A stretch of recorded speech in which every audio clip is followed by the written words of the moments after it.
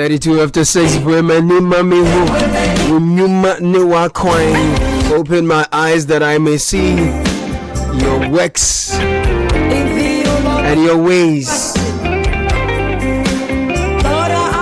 Evergreen, daughters of glorious Jesus. Reveal to us, Lord, your promises. Redoing as we hold on to you.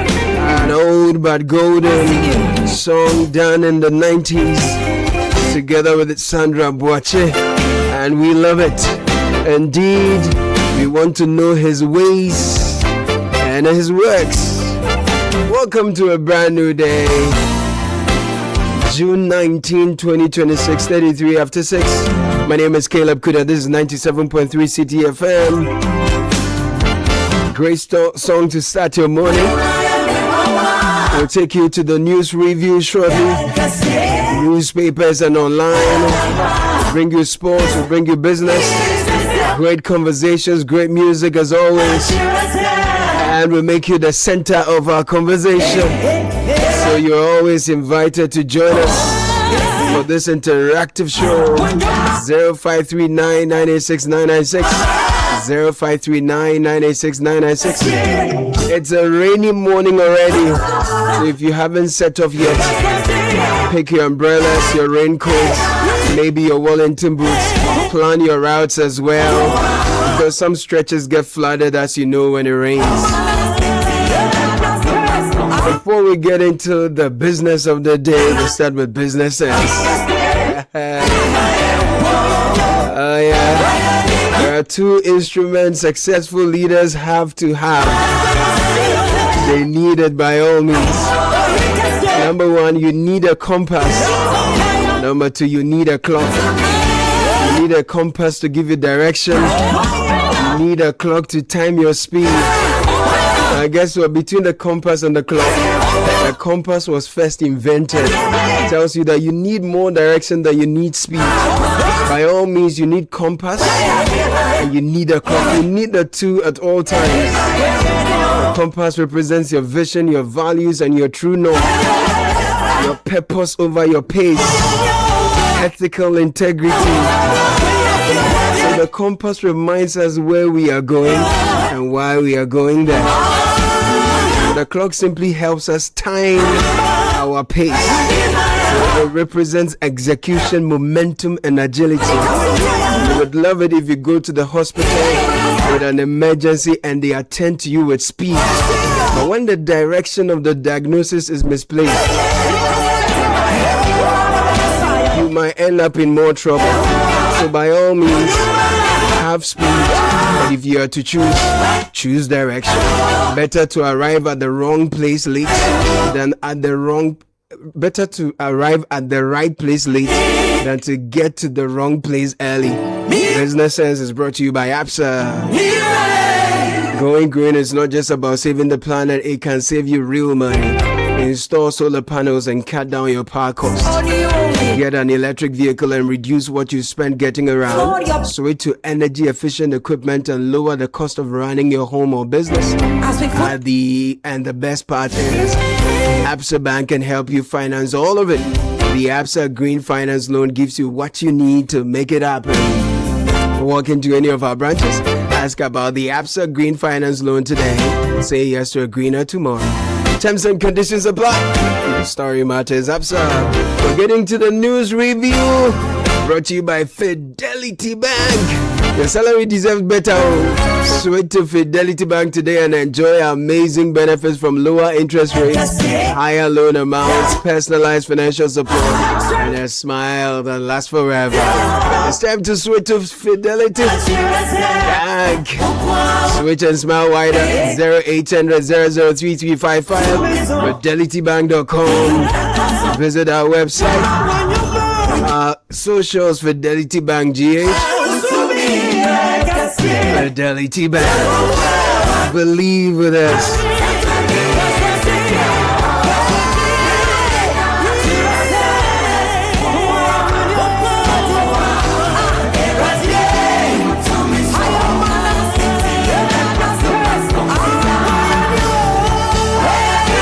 let me say a very good morning to Samuel Attah-Mensah and Francisca Kakra for saying on this beautiful, lovely, wet Friday morning. Ladies and gentlemen, good morning to you. Good morning. Good morning, Major Caleb. Yeah, I hope you're all well today. Oh, yes, I'm doing awesome. I got a distressing message from one of our very ardent listeners yesterday, and I just want to read that very quickly. It says, please permit me to bring to your attention and seek your support in having this worrying traffic situation on the Legon-Gimpa bypass fixed. First of all, there are two spots in the valley, somewhat when approaching the intersection from the Forestry Commission. These spots started developing potholes when the construction works along that stretch started, and with the recent heavy rains, they have turned into manholes as water stagnates there, resulting in heavy discomforting traffic from morning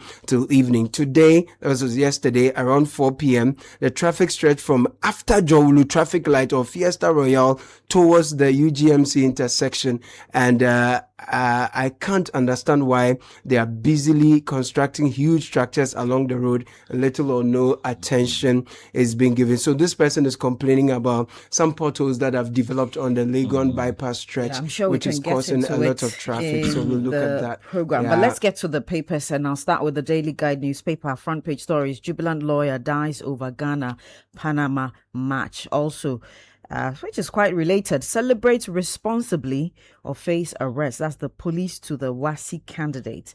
And Mahama calls for responsibility in global push for reparation. Also, Exim Bank fraud case, court gives AG Wuntumi time to discuss plea bargain. Oforiatta trial in absentia still on the cards. That's according to the OSP. Okay, the Ghanaian Times front page this morning, a beautiful photo here of President Mahama engaging former President Kufuor, as well as the Senegal President Bassirou Diomaye Faye. The headline says, President Mahama rallies support for reparations and unveils 3 panels to push agenda. That was done at the Next Steps Consultative Conference. Still on the front page, court clears way for plea bargain talks in Wuntumi and Exim Bank case. And Panama down, bring on England, fans call after Black Stars win. And lastly, on the front page of the Ghanaian Times, economy to grow 6.1% in 2026. That is according to Standard Bank. Okay, let me take you to the Herald newspaper. Attorney General and Iyoko boss hold high-level talks with U.S. Justice Department amid one-sided extradition cooperation and Oforiatta's return. Baumia takes Che Mensah-Bosu out of NPP running mates equation, begins surgical operation towards 2028. 4,000 public sector workers face salary deductions over unpaid student loans. And Black Stars victory kills young female lawyer. Interesting caption. British actress charged in 300 million drug smuggled from 300 million US dollar drug, I guess, case smuggled from Ghana.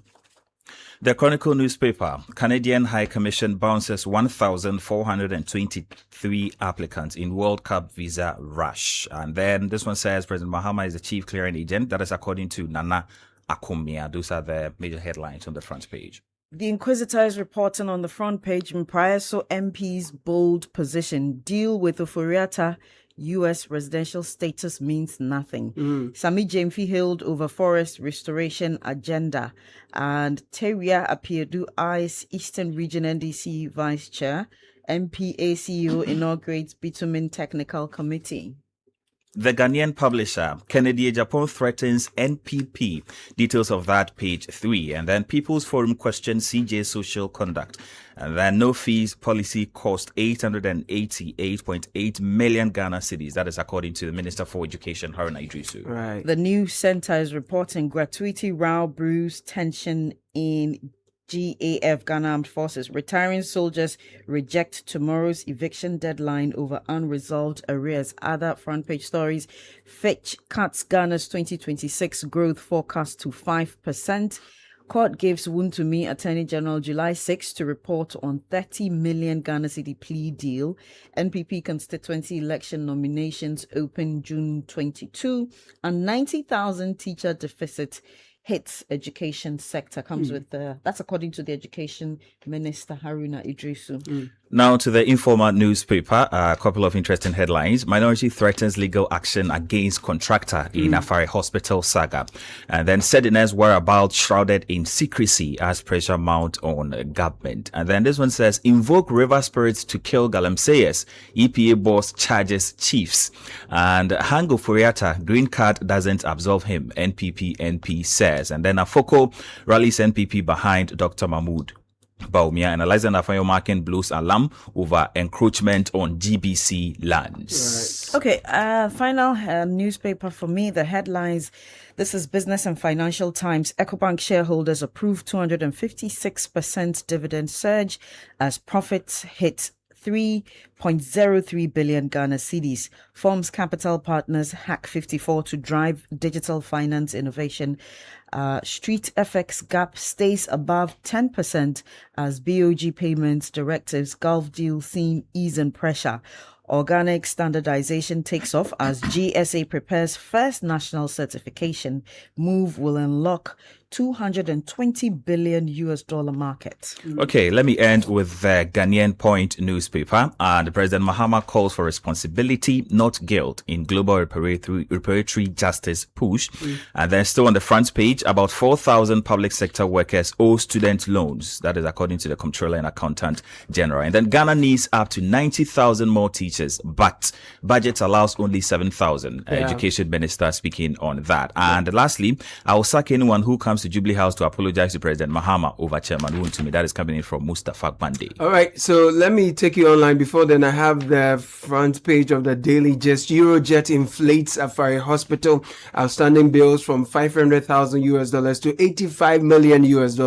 Minority bears teeth, and a female lawyer dies over Black Stars World Cup victory. Baumia unveils kitchen cabinet for 2028 polls, where Sedina Tamakloa's confusion rages. Miracles, Abuaje questions judicial neutrality under CJ Bafo Boni, and government blows 25 million Ghana cedis on deputy ambassadors. Other stories, AG takes Ufuriata's case to U.S. Justice Department. If you go to channel1newsonline.com, Tema, Ashaiman and Amasaman benefit from Clean Up Accra desilting exercise.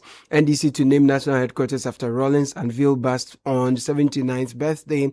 And a story, sad one, of KN University law graduate dying after collapsing during Ghana victory celebration is here as well. France to inaugurate slave trade memorial in 2027. This is Macron speaking. Women must be central to reparations agenda. President Mahama here. And Senegal is ready to lead slave trade reconciliation efforts. Their president is speaking here as well. Grams Morgan says DNA test reveals he is 46% Ghanaian, and police is warning SHS students over Wasi misconduct. If you go to citynewsroom.com, Canadian Japan wants NPP. If they provoke me, I will spill the beans. Prioritize skills over white-collar jobs. Osman Ayariga is urging the youth. And 42% of Get Fund budget is allocated to free SHS feeding.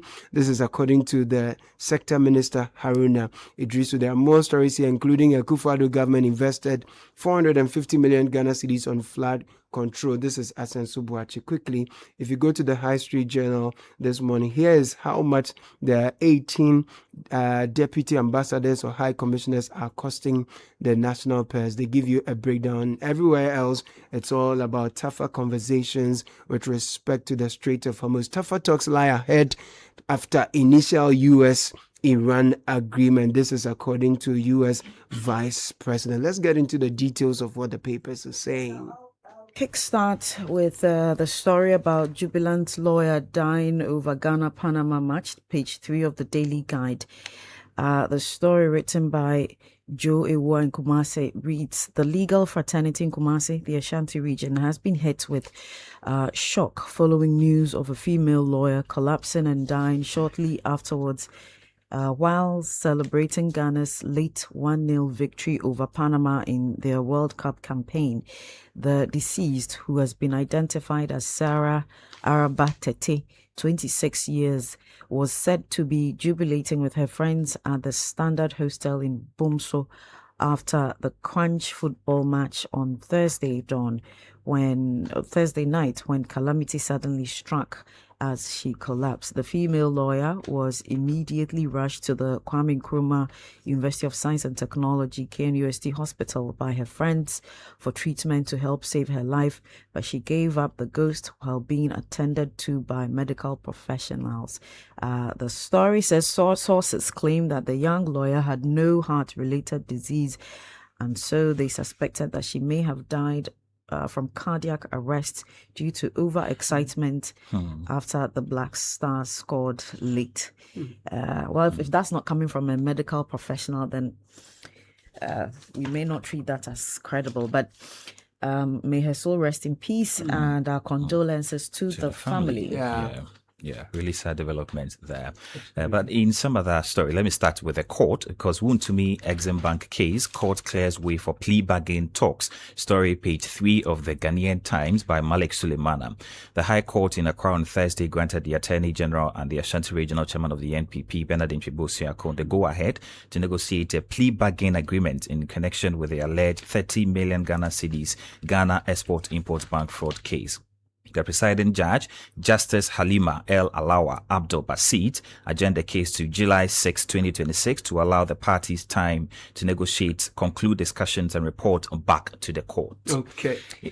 Meanwhile, is it court? In a related development, they are calling for the whereabouts of Sedina Tamaklu. Story, the Informer newspaper, page 4.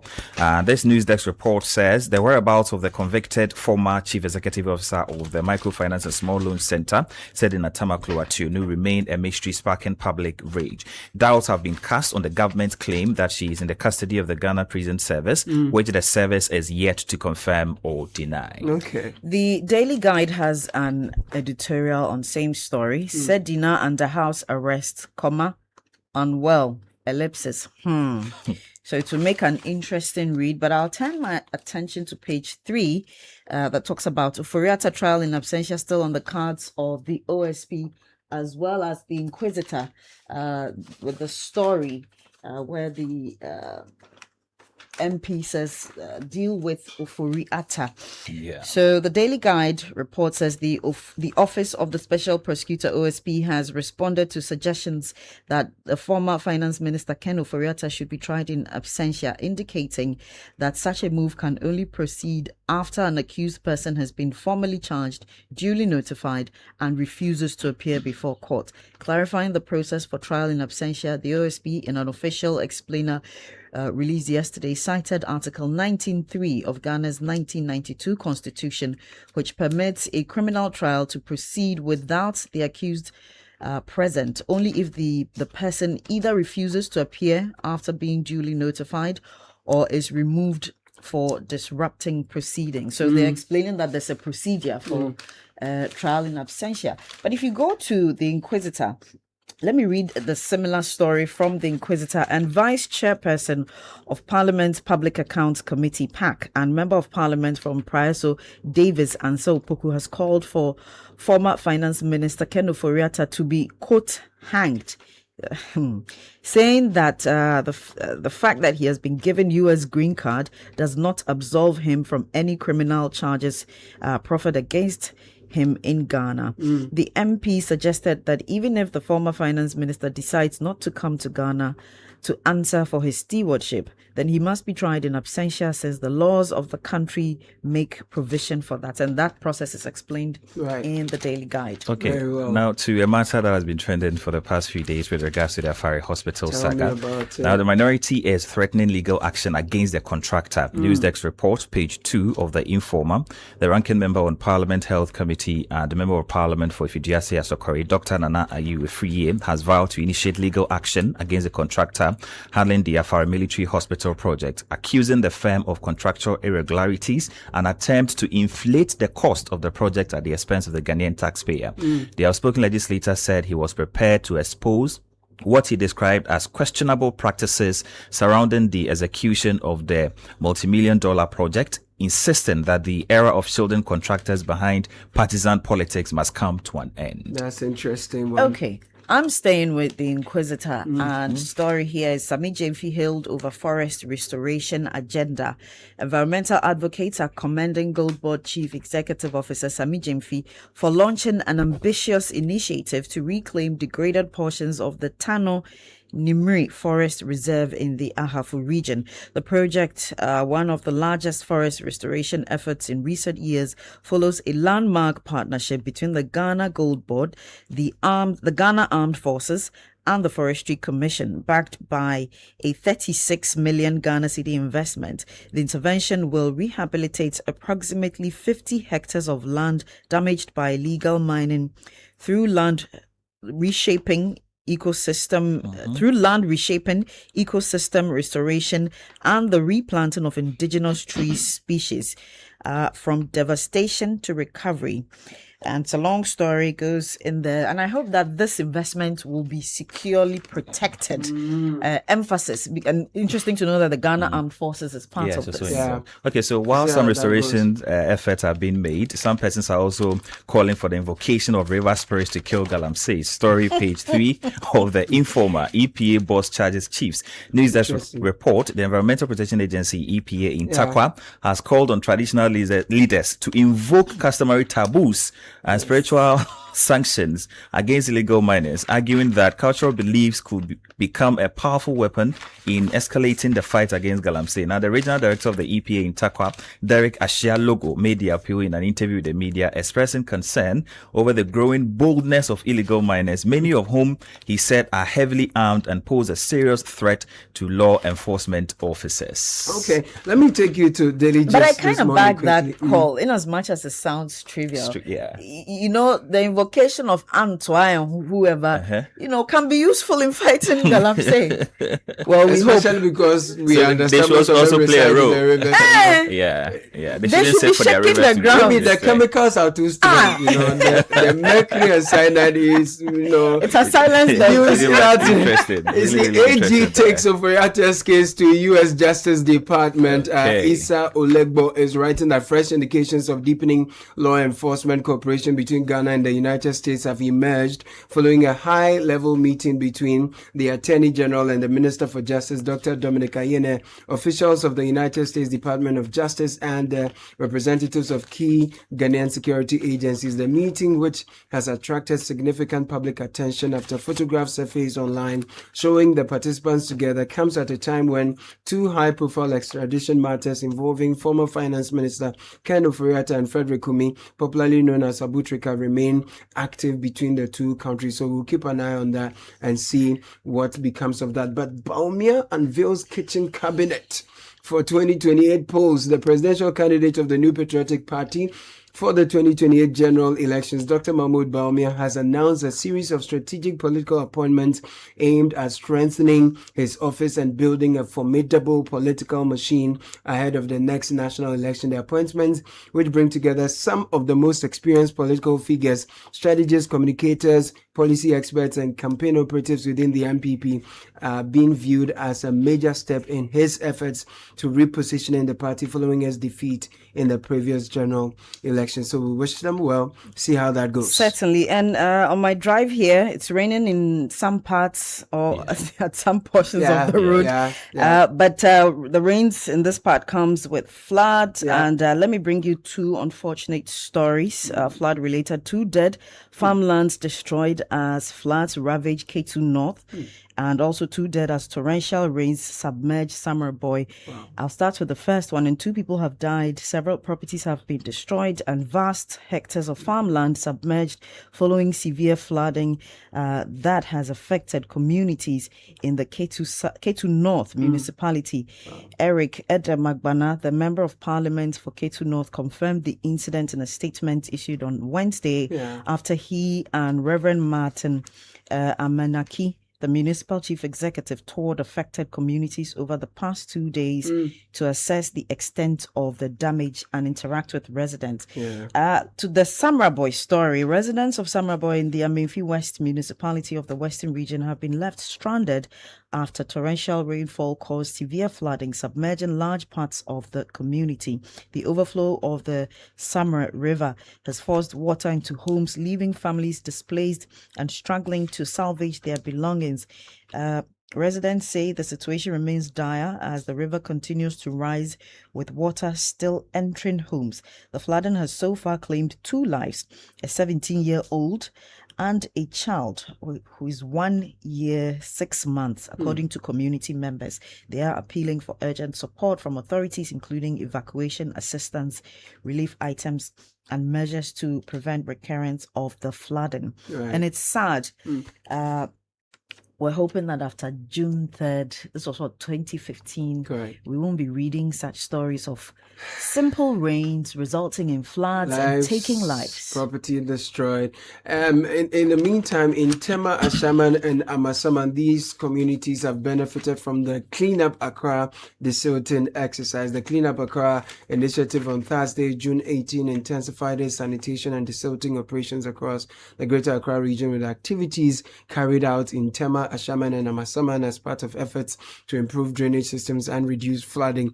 The exercise, spearheaded by Zoomlion Ghana Limited in collaboration with Channel 1 TV and the Ghana Police Service, is aimed at clearing blocked drains and restoring proper water flow in flood-prone communities within the capital. Now, in Tema, we're told the team undertook the desilting works at BBC in Community 2 within the Halcrow electoral area, which were clogged.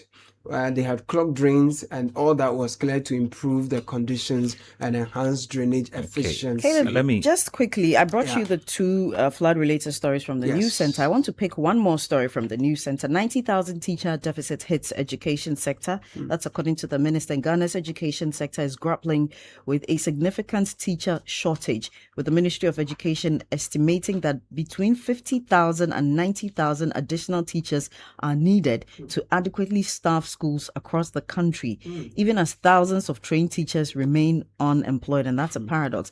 Education Minister Haruna Idrisu disclosed the figures in Parliament on Thursday, June 18, highlighting a widening gap between the country's staffing needs and the number of teachers the government has been able to recruit due to financial constraints. According to him, although the demand for teachers is substantial, budgetary limitations continue to restrict recruitment exercises, forcing the state to operate far below required staffing levels. That's interesting. There's an interesting article on the High Street Journal. I'll just give you a headline: the side hustle economy, why more professionals are taking second jobs and starting businesses. But it shouldn't be at the expense of the primary job. By all means, it shouldn't. That was the news review. This is the Citi Breakfast Show, the city's biggest conversation. Charlie, these days, new level crowd. Where did you pass? Me, pass somewhere. I just switched for a better life. I switched for comfort. Look, your salary deserves better. Switch? Yeah. How do you mean? I switched my salary account to Fidelity Bank. Oh, okay. And that's my jackpot. I get higher loan amounts with lower interest rates, as well as personalized financial support. They gave me a loan to expand my side hustle, and the terms are just flexible. Wow. Your salary deserves better. Oh, my salary deserves better, Papa. You see the way you are smiling wide? Yes, I will switch and smile wider.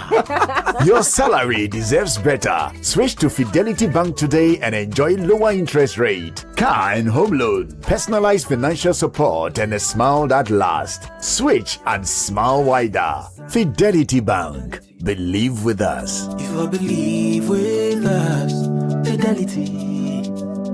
If I know I need your side, Fidelity. The Citi Breakfast Show. Rise above the noise. It's time for business, and the Telenet is here with the Citi Business News. Good morning, Natalie. Good morning, Caleb, and you're welcome to the breakfast edition of the City Business News, brought to you by MTN, EcoBank, and Go Good Energy. It's a Friday. Let's get straight to our stories. And Fitch Ratings is projecting Ghana's economy to grow by 5% in 2026. This, the ratings agency says, is slower than the 5.9% gross domestic product expansion recorded last year. Here's more.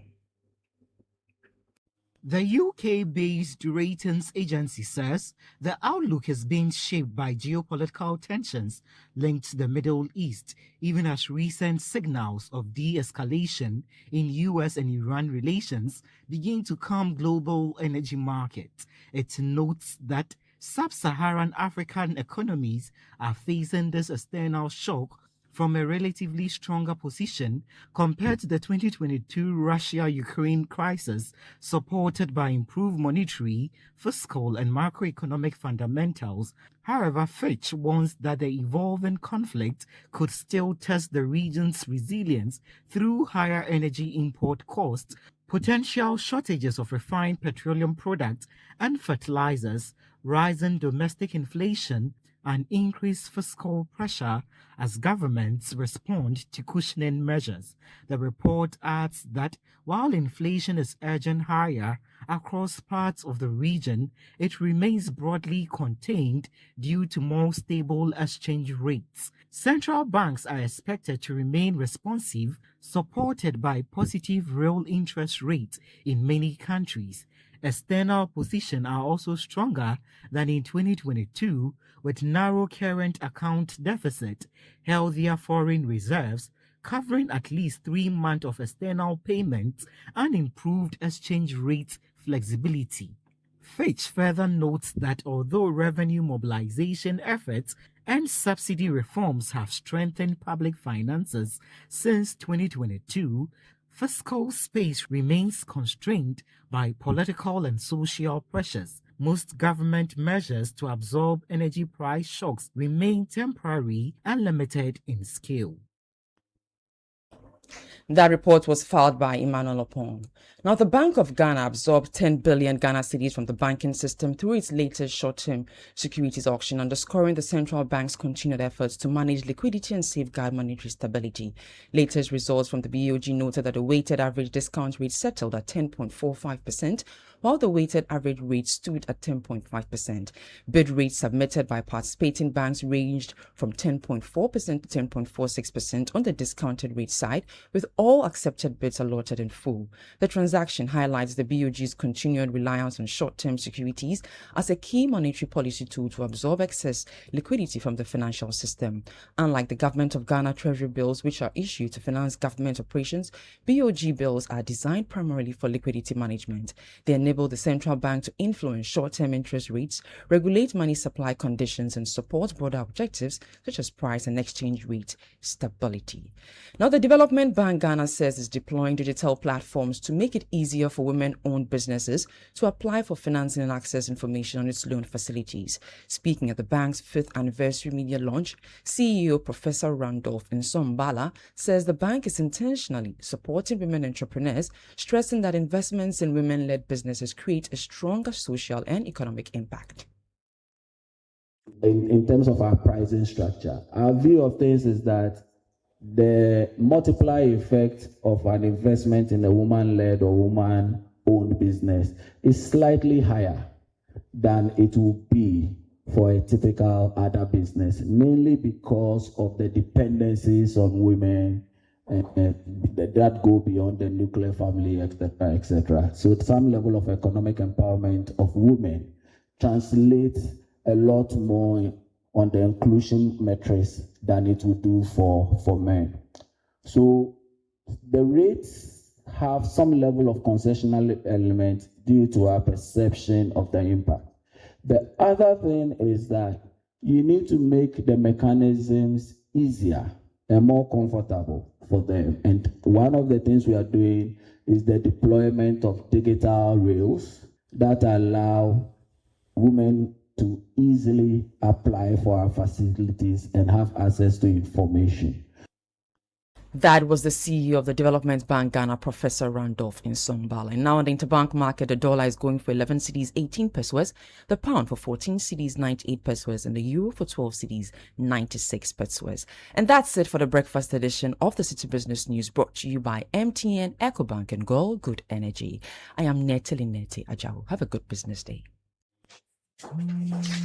Hello? Charlie, I'm at the library. Why do you keep calling me? Wait, question. What's the capital of Burkina Faso? Ouagadougou. Bye. Wait. Which planet is the hottest in the solar system? Venus. Charlie, why all these questions? See, I'm playing the MTN Swipe and Win promo. I might cash out some cool 1,000 Ghana cedis today. 1,000 cedis? Shh. Charlie, what's the next question?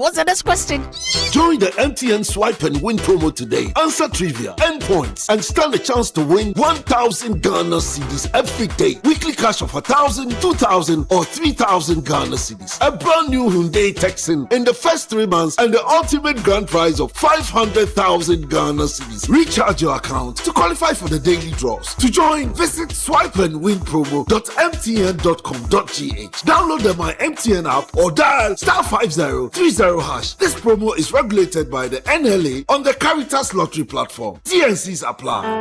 MTN.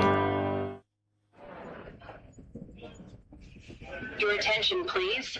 Flight C8 has been delayed. Again. Madam, can you please point me to the water fountain? And please watch my back and phone whilst I'm gone. You can be a traveler with infinite worries. Hello, Mr. Anand. Your lounge access is ready and your seat is warm. Or you can be a traveler with infinite privileges. Champagne, sir? The region or the drink. Choose EcoBank's infinite privileges with an EcoBank Visa Infinite card. Access airport lounges worldwide, fast-track services, best-in-class daily limits, and enjoy other exclusive travel and lifestyle benefits. Infinite privileges await. EcoBank, the Pan-African Bank. Join the conversation on the Citi Breakfast Show on Facebook at facebook.com/Citi97.3, Twitter at twitter.com/Citi973, and Instagram at instagram.com/Citi973 with the hashtag CitiCBS.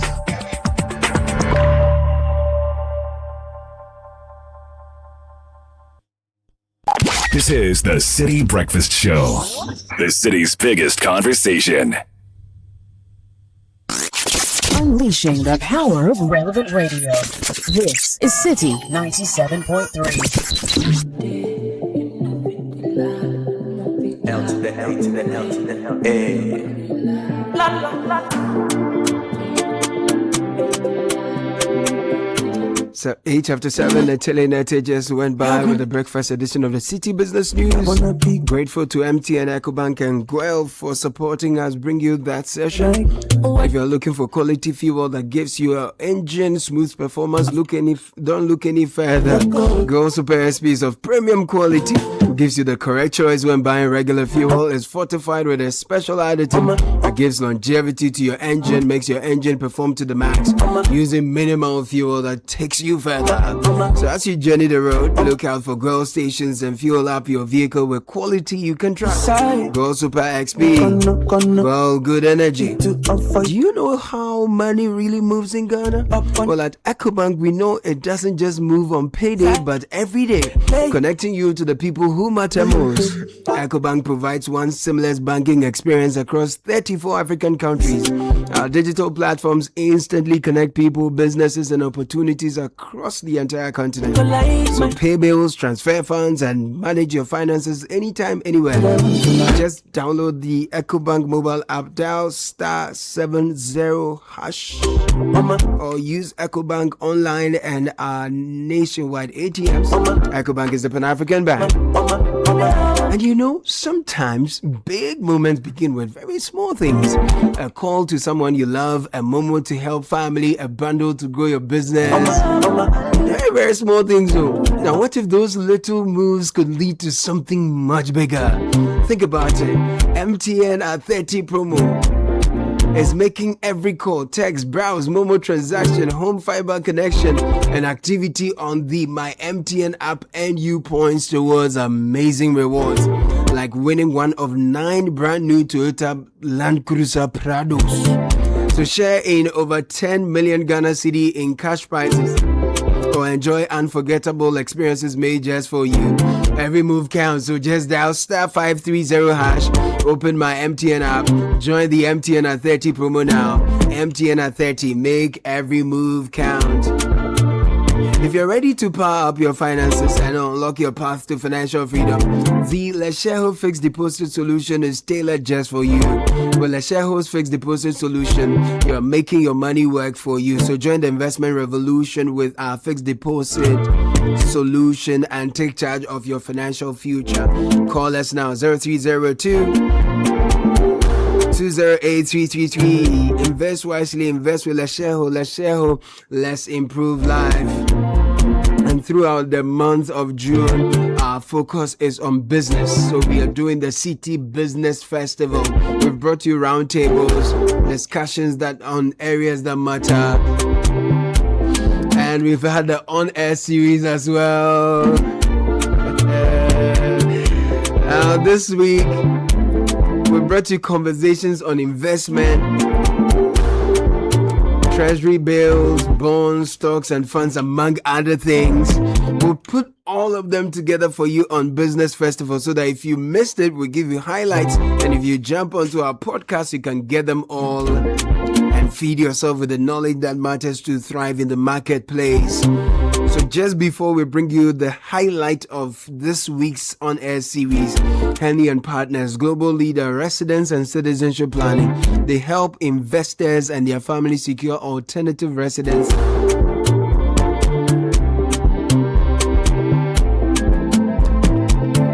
through leading programs worldwide, and they advise on the best program for you and your family. They assist with the entire application process every step of the way.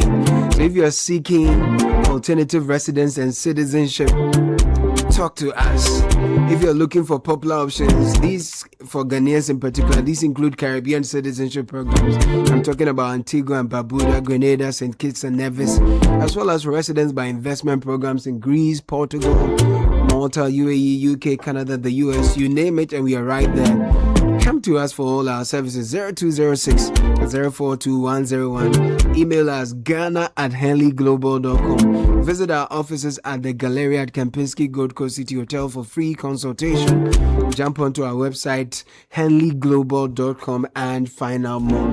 So what are we bringing you in the business edition today? This week we've been looking at personal finance, saving, smart money habits, investment, debt management, budgeting, and pension. So in the next couple of minutes, we're bringing you a compendium of these conversations on personal finance, smart money, investment, pensions, debt management. Enjoy it. We'll be back.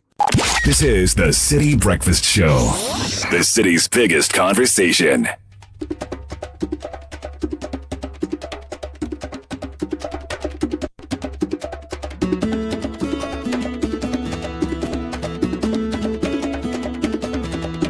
Please wait. Please wait. Please wait until I get my new car. Please wait until I find my real size. I'm gonna get me some love so bad. My girl, sweet girl, my girl.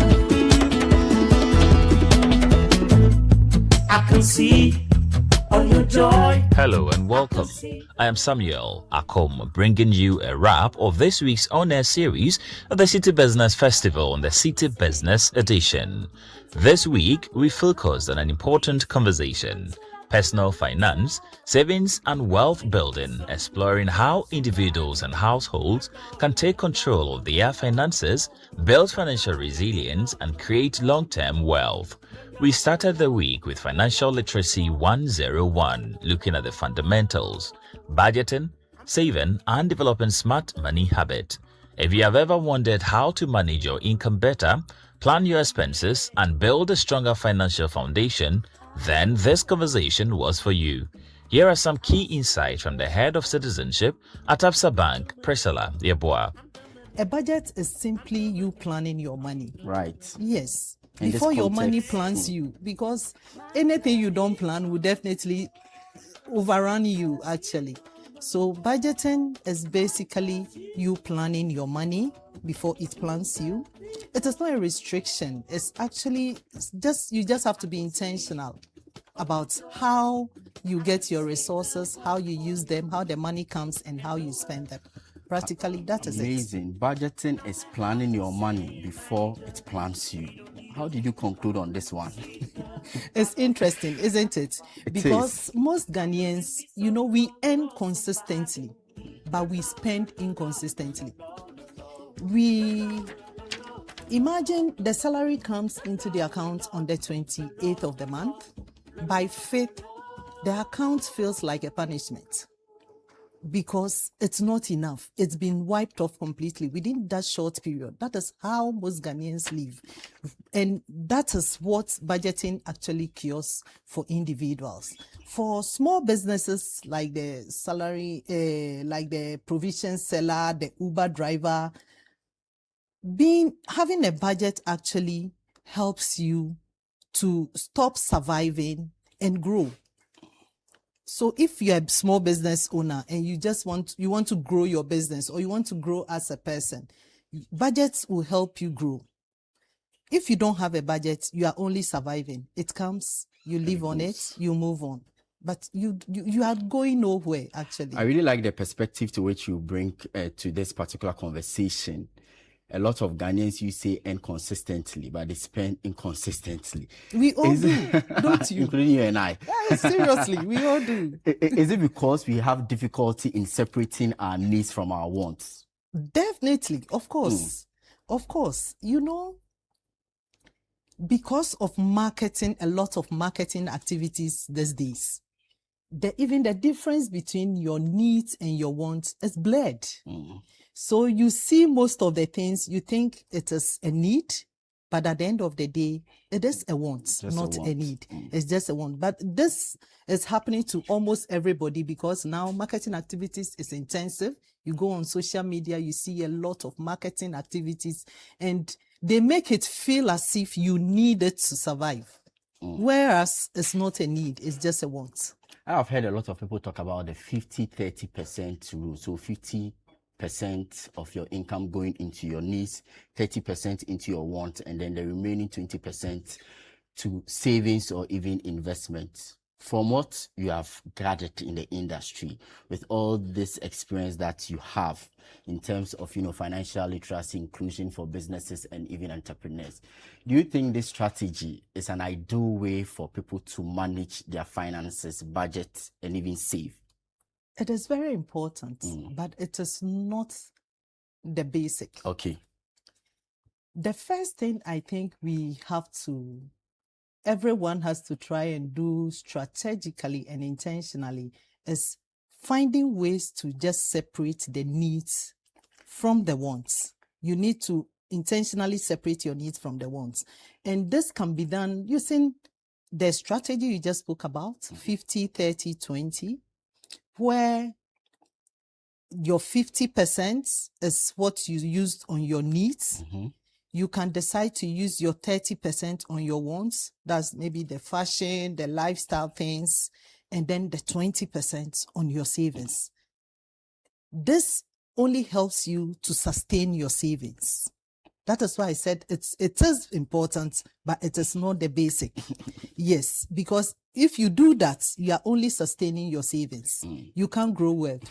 We speak about investment. How much more? If you are not able to save to grow wealth, you can't invest your savings, and then so it can help you grow your wealth. So yes, you can start from there. It's one way of separating your needs from your wants. When you intentionally spend only 50% on your needs, and then 30% you can put it somewhere for every now and then. If the want rears its head, you use it for it, and then you still save your 20. It works. But you can also use the approach of survival tests. There's something we call the survival test. Okay. That you can use to separate your needs from your wants. And it's very basic. It is very basic, and everyone can just do that at any point in time. What you do is, before you spend not more than 200 cedis, you first ask yourself, if I don't buy this thing, can I eat? Can I sleep safely? Can I go to work? Am I healthy? Once you ask yourself these 4 questions and the answer is yes, that particular purchase becomes a want. So that's Once the you survival answer, test. yes, you answer all these 4 questions and it's a yes, trust me, it's a want and not a need. I see. And you can use it any day, anytime to separate your needs from your wants. The other thing too we can talk about is, they call it the 48-hour rule. Right. If you are going to spend, pause. Think about it for 2 days. For 2 days. And research shows that after 24 hours, impulse buying actually wanes off after 24 hours. So then, if after 48 hours you still have a need to buy that particular thing, you can go ahead. That means it's in your budget and then it's a need and you can go for it. The first habit that can help you to save is you need to automate the savings process. Indeed. That is, just put a standing order onto your main account, into your savings account. Simple. You are gone. And make sure that standing order, it's on the day the salary hits the account. It shouldn't be the next or the day after. No, you end up spending before the standing order comes. So make sure you set a standing order. Once the income hits the account, both business and personal, you automatically, the standing order goes into your savings account. A second way that you can save both for businesses is to have an emergency fund. Right. Yes. And then you should learn to name your emergency accounts. Learn to name them. So at ABSA, we have what we call the target save accounts. ABSA target save account. We have different products, that solutions, different categories. Okay. Yes. So this target save account is actually to help people to save towards specific goals. So like I was saying, you need to name your accounts. So you can call it, maybe in the next 5 years, I want to change my car. All right. Mine is just to walk to the bank, open a target save account and call it ABSA target save account, car. ABSA target save account, deposit for land. ABSA target save account. Just put a name on those things. You know, it's psychologically, it motivates you. You have a goal you are working towards, and then you keep and put a standing order into those emergency accounts. As a business, you can have an emergency account, call it maintenance and maintenance equipment and whatever, fixture maintenance account. It's a specific emergency fund. So when your machine breaks down, you will not go looking for money to look. You know, you had made provision for it. You had budgeted, you had planned. So it's in line. You will not stall production until you go for loan to fix a broken down machine in your business. So these are some of the ways that you can actually save for yourself easily towards some of these things, that you don't go putting your money into your capital or any of those things. Now that you have started saving, the next step is making your money work for you.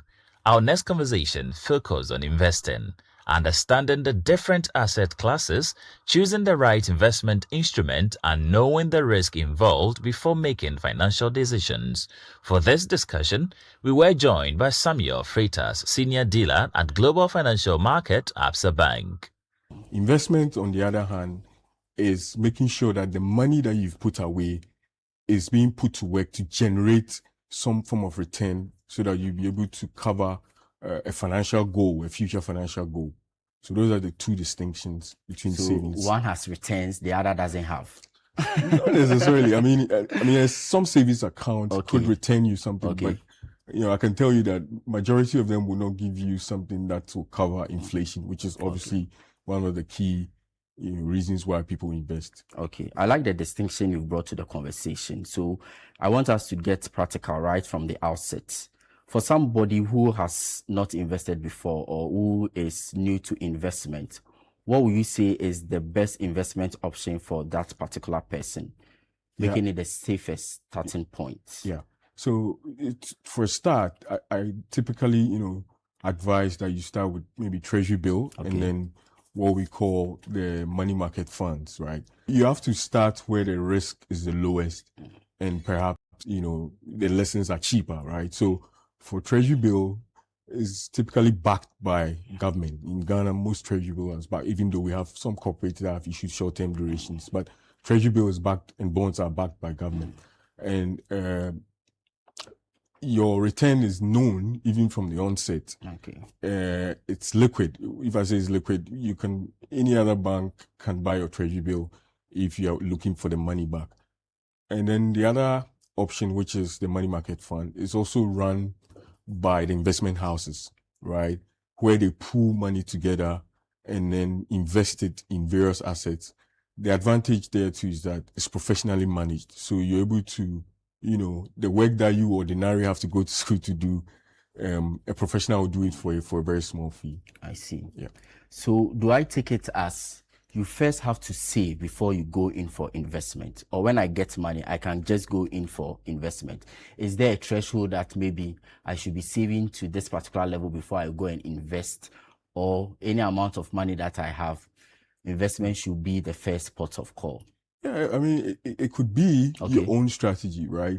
It's best to build on savings, right? But, there are investment houses that allow you to invest as little as 50 cedi. So you can do both. Both are not a wrong way or wrong path to create wealth, right? So you can either put money down and then invest it within a short time period, or you can start straight away by investing in things like mutual fund. Okay. You've explained treasury bill. I know we have the 91-day bill, the 182, and then the 364-day bill. So 3 months, 6 months, and then, a year. And each of these has its own, interest rate, which is why you said that you can know the return right from the beginning. Yes. So let's talk about mutual funds specifically now, and then bring in the conversation regarding bonds and stocks. Mutual funds, I like to look at it in terms of maybe returns and then duration. Mutual funds, like I alluded to earlier, they are basically run in the investment houses, right? The banks don't run mutual funds. And these are regulated entities, and they are backed by strong investment management, and they are able to also generate good returns because these are people who have actually, gone to school and they learn the craft of investing money. Now, they pool money together, like I said earlier, and they're able to come to institutions like us, ABSA, and buy financial instruments which generate return. They buy things like bonds, they buy things like T-bills. So the same instruments that you could buy yourself, a mutual fund, can do it more professionally, if I should put it that way. Because, the nature of a bond investment is such that, an example, it pays interest semi-annual, right? So if you don't have the discipline to reinvest those interests that are paid every 6 months, you lose the real value of doing that investment. But if you give your money to a mutual fund, they have that fiduciary duty to make sure that your money is growing, and they will be disciplined enough to sort of invest the return that comes from a bond. On equities and stocks, those are basically investing in ownership of companies, right? So the risk return are a bit more higher, right? You expose yourself to a higher risk, and the same way your returns can also be higher.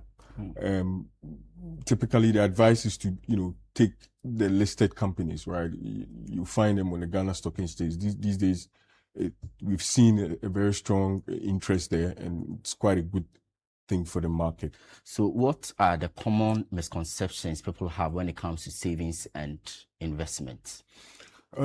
So this is an interesting part of our investment journey. So what I've had or what I've heard typically is investment is for rich people.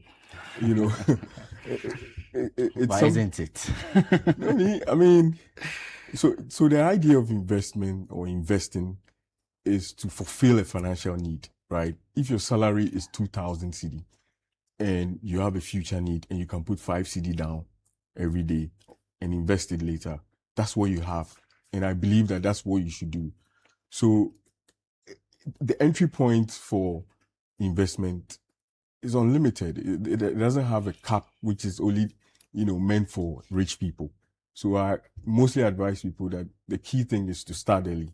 The other misconception that I hear a lot is, the loss of trust. We've gone through, as a country, a period where, people have lost money in diverse ways. They are all regulated entities. You can check with the regulator if you're not too sure. So yeah, those misconceptions exist, but investment is also, a way to go rather than leaving your money down. It's interesting how a lot of investment analysts or even financial sector players say that T-bills are safer. It makes it sound as if the others are not safe. Maybe there's an opportunity for you to really demystify that myth. Yeah, yeah. I mean, I also hear that, but also because of where we've been before as a country.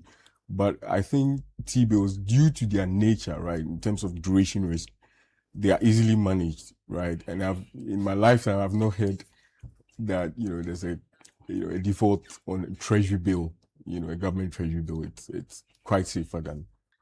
But for many people, managing finances also means dealing with existing debt and avoiding financial traps. If you find yourself caught in a cycle of debt and are looking for practical ways to regain control, then our conversation with Benjamin Asante-Asamoah, Head of Debt and Working Capital Business Banking at Absa Bank, is one you should pay close attention to. As long as your loan keeps running and your repayment is on track, nobody bothers, right? Now, to the extent that, so that's what happens in the context of using good loans to pay off bad loan.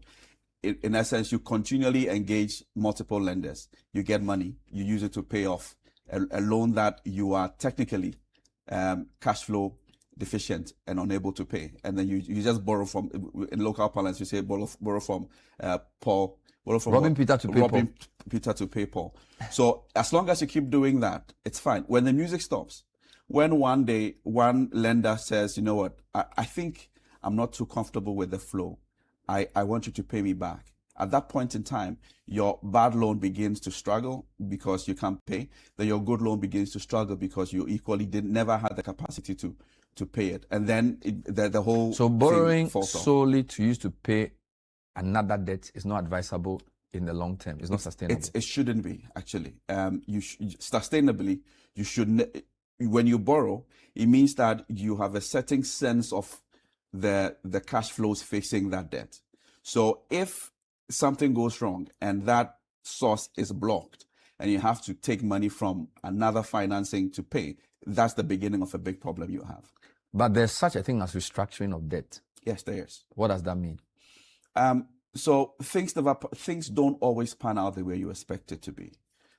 So somebody walks into a bank and says, I want a loan for 5 years because I'm going into this business and this is how I anticipate the cash flow would work out. Then you probably are importing petrochemical something, right? And then Donald Trump and Iran begin to say we've blocked Strait of Hormuz. Your oil is stuck. The oil is stuck. The source of your business is totally shut off. You need to. Yeah. The point is, how do I ensure that I can repay? Yeah. So in that circumstance, you walk into your bank and say, you know what? Yeah. This was the thinking. Yeah. I never anticipated that the Strait of Hormuz would be blocked. Yeah. Now I don't have anything to sell. Yeah. Can we reprofile my debt? Correct. Can you gave it to me for 6 months, but I can't tell how far this thing is going to go. So can we look at it and maybe give me a view of a 2-year term or 3-year term? I have some additional, business on the side, which may give me some minimal level of cash flow. I will use it to pay over time whilst this thing gets sorted out. So that's you profiling your debt, right? Again, in that same instance, the bank can say, okay, you know what? I recognize there's a gap. I'll give you a moratorium. Okay. So I will take a break on your repayment. I'll give you a moratorium for 6 months. Let's see what happens. So within that 6 months, let's say you can keep paying me interest based on other business interest you have, and then you keep running. Wow. So that's anytime the bank will have to go outside the original contract. That's a debt restructuring. And it works best if the client, personal or business, first anticipates the problem, walks to the banker or walks to the financier and says, this is my view of possibly what the challenges I'll be going into, and I need you to help me to reprofile it. Which means that when you give somebody a loan, you don't just give them money and leave them. You really work with them. Yes. You sort of understand their business, whatever story they are telling. Of course, Strait of Hormuz is a global story, yes. but they could have their own personal Strait of Hormuz problem. You could have. Yes. So as a good debt officer, you don't just give the money. No. You go to the shop, find out where it is. It's a must. Go to the port. It's a must. It's a must. And usually banks would have a view to say, particularly if it's a long-term facility, outside the monitoring, every year, for example, I'll take a pause. I say, you know what? Mm-hmm. Let me see your numbers. Mm-hmm. Let me see how your profits are running. Let me see your liquidity. Let me assess whether you are in a good place to keep paying the loan, right? So even structurally, from a banker's perspective, you set periodic moments where you say, you know what, let's review everything and see whether the things are going as we anticipated it from day one. I think I now understand why banks are very interested in global affairs. You have analysts who look at all these trends, because a lot of times, you are just doing money. Why are you discussing geopolitics? But they are important for large-scale transactions, even for small-scale, because you need to know what can affect business. Yes. Today, Bernard, I would, on a weekly basis, pull up our top 20, 30 clients and assess each of them one by one to understand to what extent is their business being affected by the Middle East crisis. So this is something that not only just listening to the news, but once you are aware that potentially something could affect the client's business, you need to be proactive and then go to the client and say, well, this is what I've seen. Is it affecting you or not? So whatever story it tells, you already know.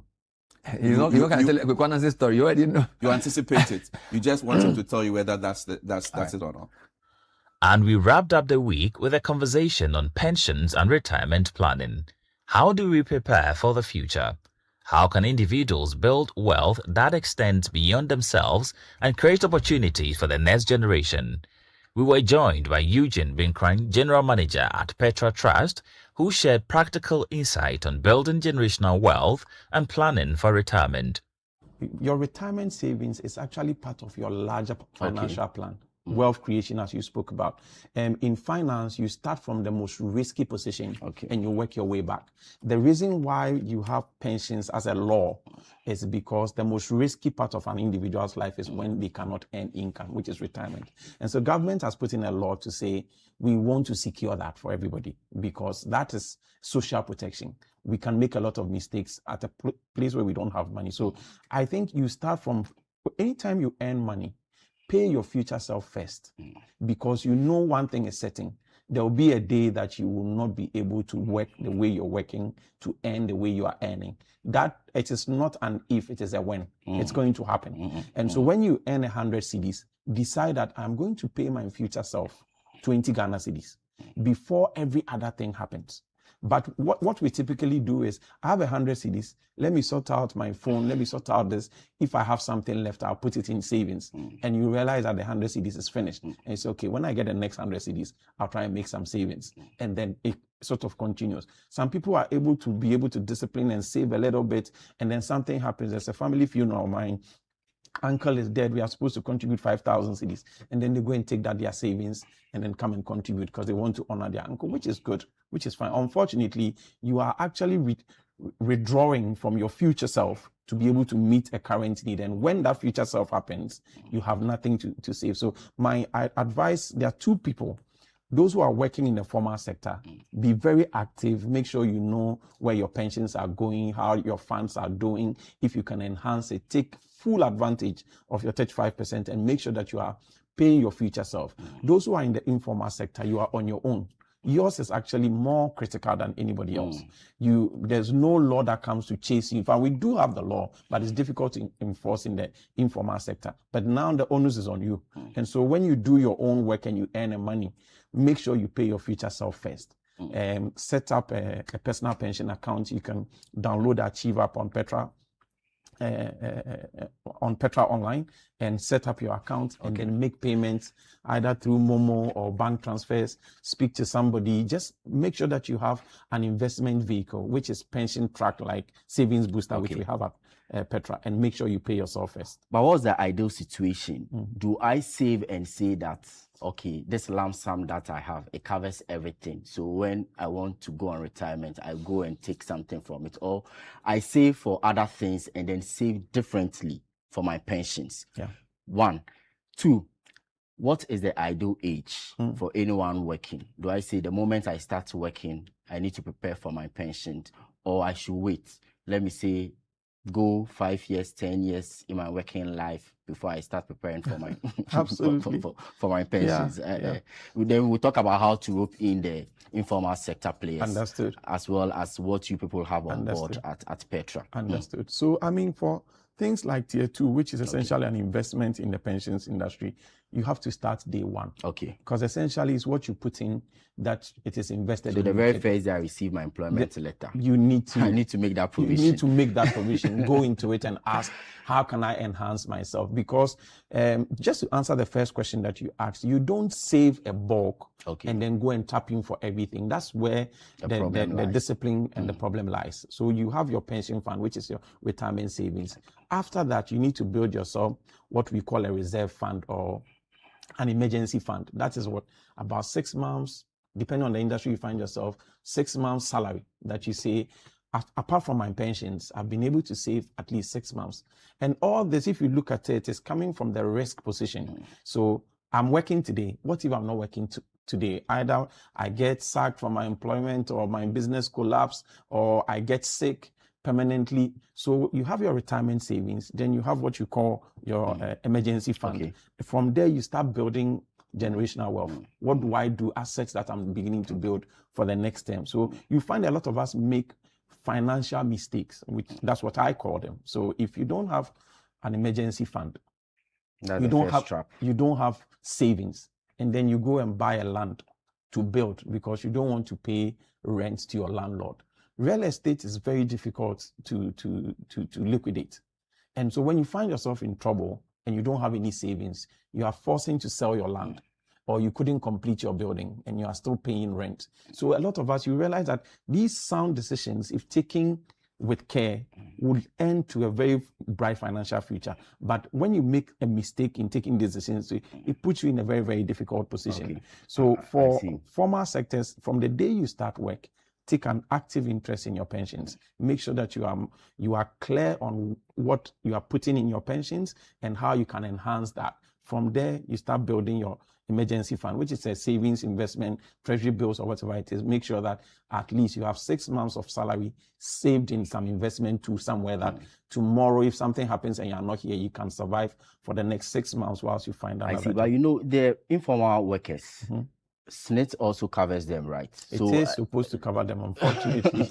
Yes. But they can also walk up to any SNIT office and say that, well, I want to pay my pensions under Tier 1, which is SNIT. Yes. Then later, if they want to do Tier 2, they can do it because they don't have a formal employer. Then later, they can do Tier 3 or Tier 4 if they so desire. Let's talk about generational wealth now. What does it mean? How do you build it? Is it a parent-child issue or...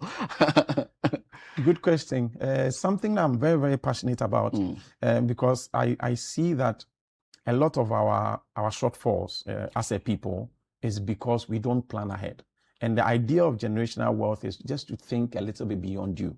So you took off from what your dad was able to do for you. Maybe he provided at least major. And if you go back, you realize my dad was the only one that went to school from his father's house. And so he ensured that all his kids went to school, right? We are now thinking, what do I leave for my kids? I need to make sure that they start from a higher pedestal. And so some real estate assets, some trust fund setup, some savings that they can fall on, right? And that is the idea of generational wealth, that you begin to think beyond. Somebody gave me the baton at this stage. I just had a basic education. What do I want to leave my kids? Where do I want them to start their life from? They can start from a company that you built a company and they own it. They can start from a trust fund for their education. They can start from savings that they can use to set themselves up, and they can start from a house. Some of us today in Ghana, in Petra, we are advancing homes for people because we see that it's an aspirational goal. Many people don't have homes. And so we are trying to find ways to innovate, work with developers to bring homes available to people. And that brings us to the end of the third week of the on-air series of the Citi Business Festival on the Citi Business Edition. I hope you picked up some valuable lessons and insights to help you make better financial decisions. I am Samuel Attah-Mensah. Thank you for listening. The Citi Breakfast Show continues. I'm gonna give me some love so bad. Unleashing the power of relevant radio. This is Citi 97.3. We are young entrepreneurs. We're vibrant and we make the trends. When we run sales promos, it literally sells out because we know what's hot and what's not. So when it comes to business, let's show you how we clock it with Telecel Boss Plan. Telecel Boss Plan is here for young entrepreneurs, CEOs, and bosses like you. Whether you're building your hustle or running the whole show, Telecel Boss Plan gives you everything you need to stay on top. Digital marketing tool for your SMS campaigns, data for days, and all the vibes to keep your business tight. Simply dial *5959# or *700# to choose your Telecel Boss Plan package and grow your business like a boss. Telecel, connecting energies.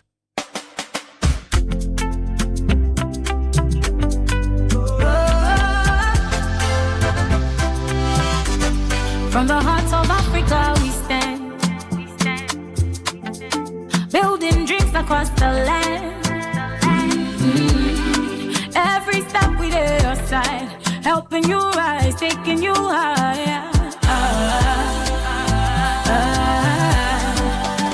Strong as a group, close as a partner. Bank of Africa lifting you higher. African Bank with global reach. BOA make your future glow. Strong as a group, close as a partner. Bank of Africa lifting you higher. African Bank with global reach.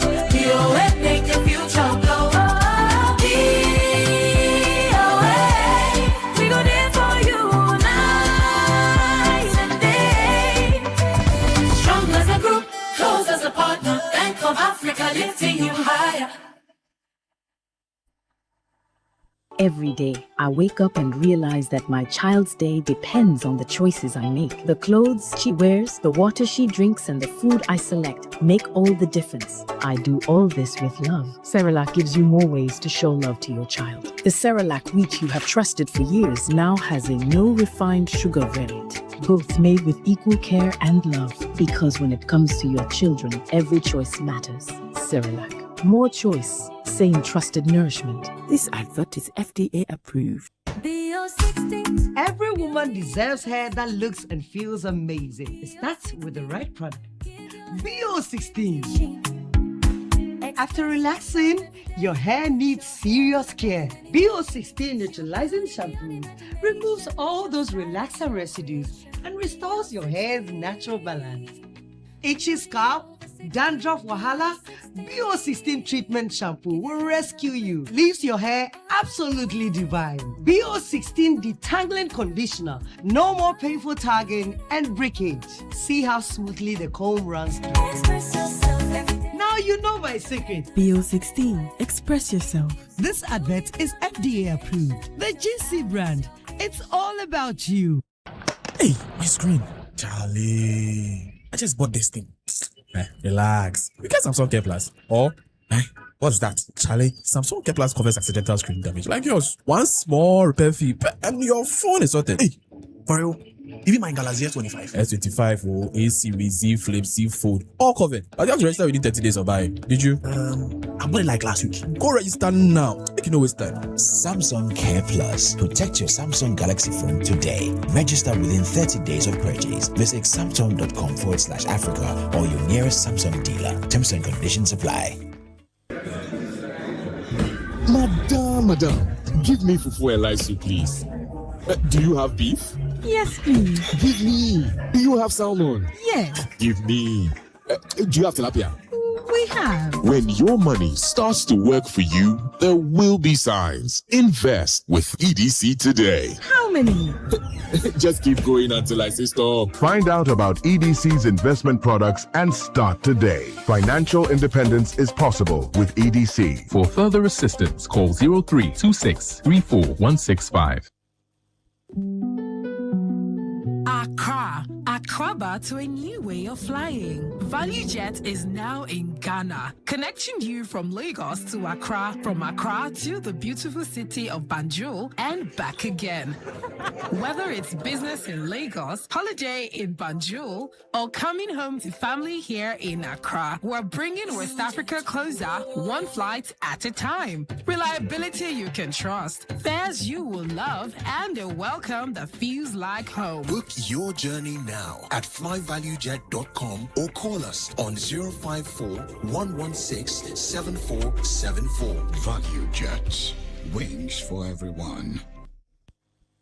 It's Betway's 10-year birthday celebration! And we've decided it's your 10. To all who stuck with us for every epic sports moment and sparkling casino win, it's your 10. We're giving you the chance to win a share of 3 million cedis worth of prizes. Place a bet every day until the 20th of June. Get your scratch card and see if you've unlocked a gift. Here's to the next decade. It's your 10. Only at Betway. Terms and conditions apply. Regulated by the Gaming Commission of Ghana. No under 18. This is the Citi Breakfast Show, the city's biggest conversation.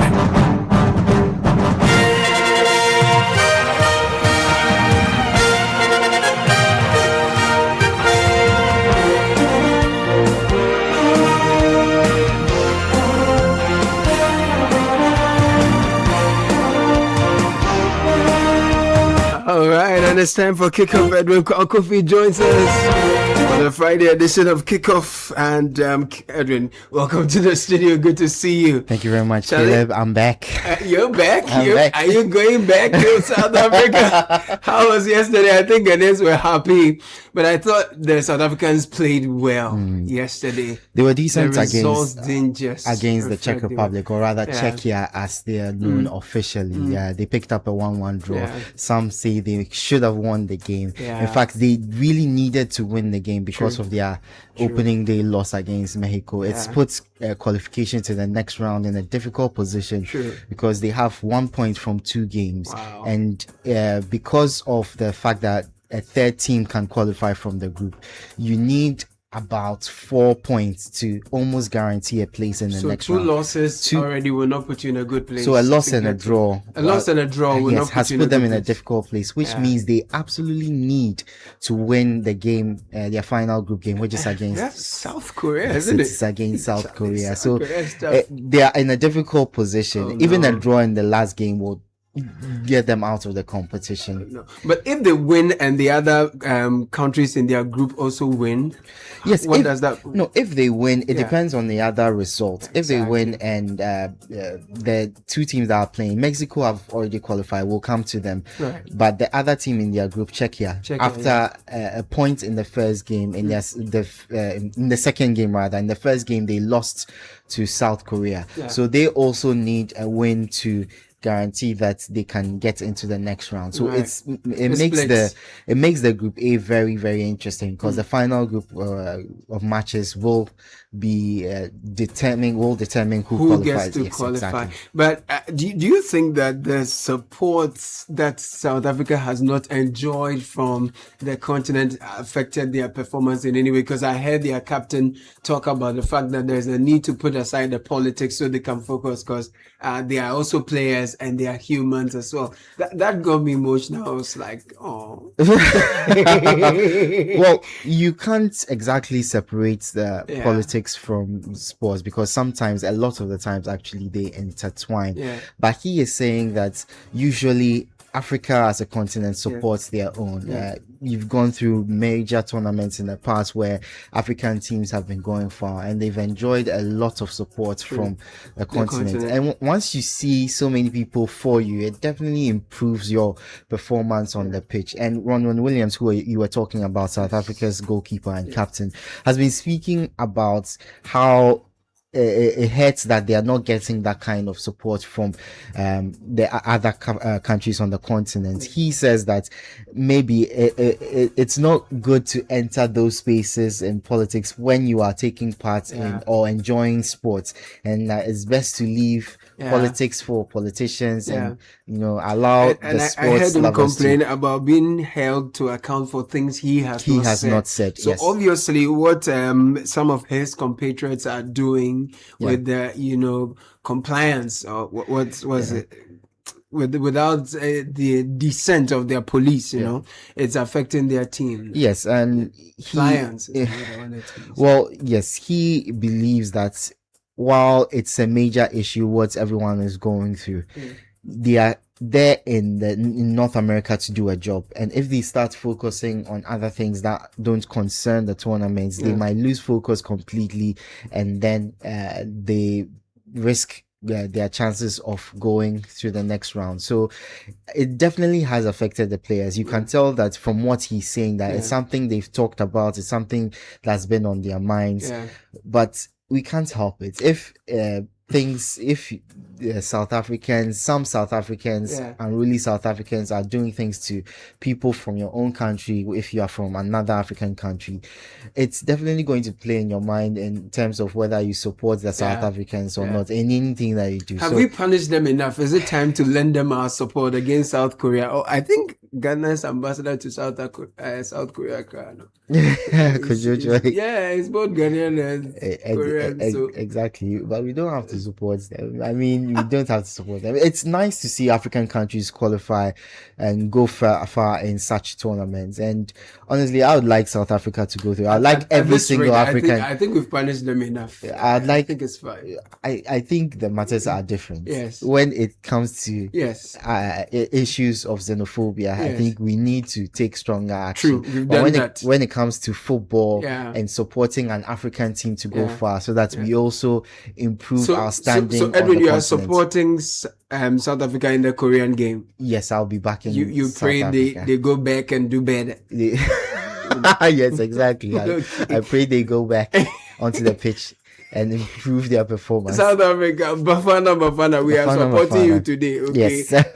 That's fine. Yes. So, but in their group as well, I mentioned that Mexico have already qualified because they picked up their their second win of the competition. So obviously they beat South Africa in the initial game, and then now they've beaten South Korea in this one. Ooh. Yes. So it was a commanding lead. Yes. So they have 6 points straight through to the round of 16. So one of our hosts doing well already in the tournament. So that's Group A. Right. And in Group B, we saw a number of other games as well. We saw another of the hosts, Canada. They took on Qatar, who hosted the previous edition of the World Cup.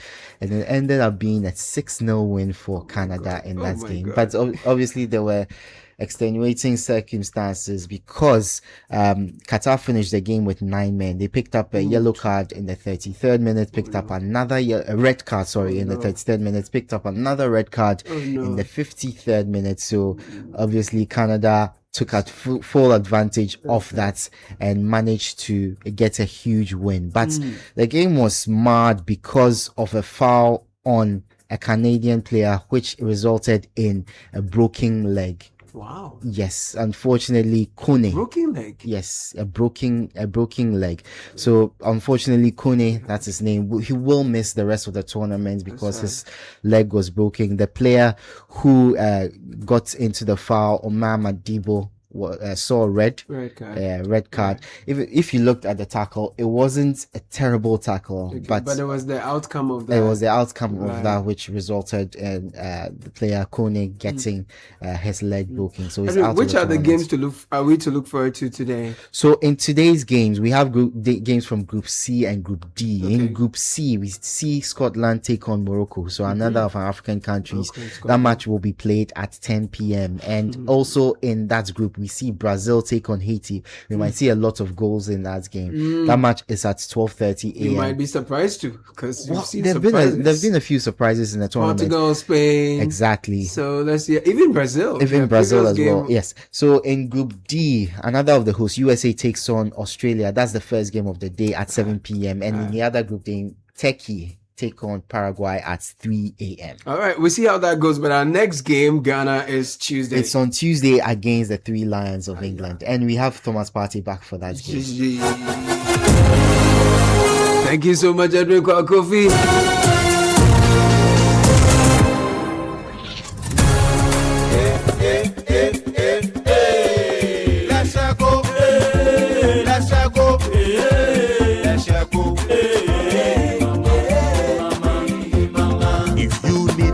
Services, innovative financial solutions. We deliver on our promise, cause we are number one. Let's share go, we improve your life. Let's share go, hey, let's share go, hey, let's share go, hey, mama, hey, mama, hey, mama. Even when you're stuck with nothing, come to let's share go. No matter your situation, come to let's share go. Let's share go, we improve your life. Let's share go, hey, let's share go, hey, let's share go, hey, mama, hey, mama, hey, mama. Let's share go, we improve your life.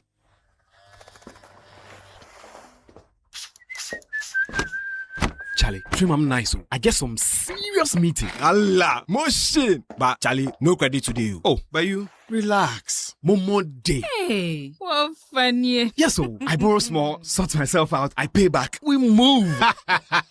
Sport day. Ah, Charlie, you sure say you dey pay back? Yes, so that anytime somebody else they need them, Momo day. Be like I for can't borrow some more. Hey, you this boy.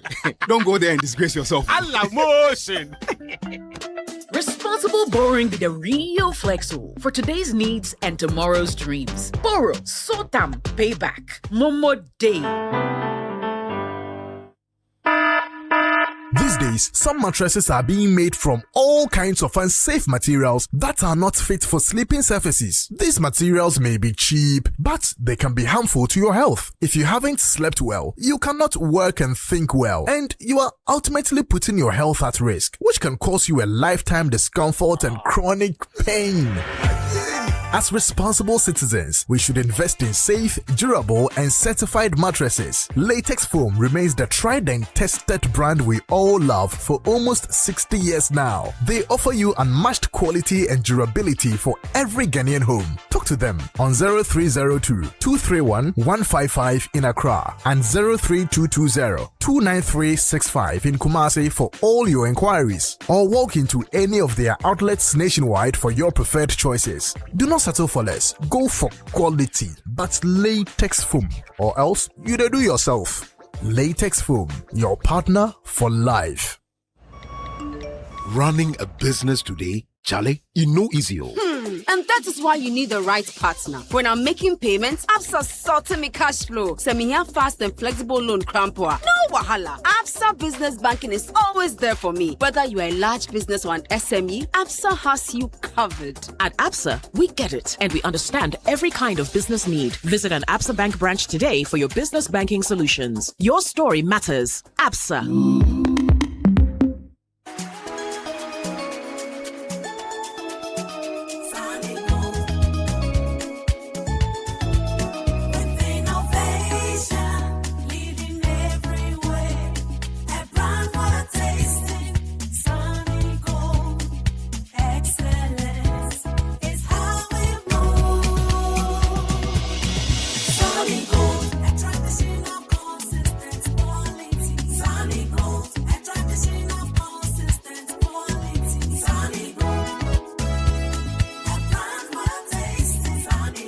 Sunny Gold Brown Sugar, available in a shop near you. Sunny Gold. What country? This advert is FDA approved.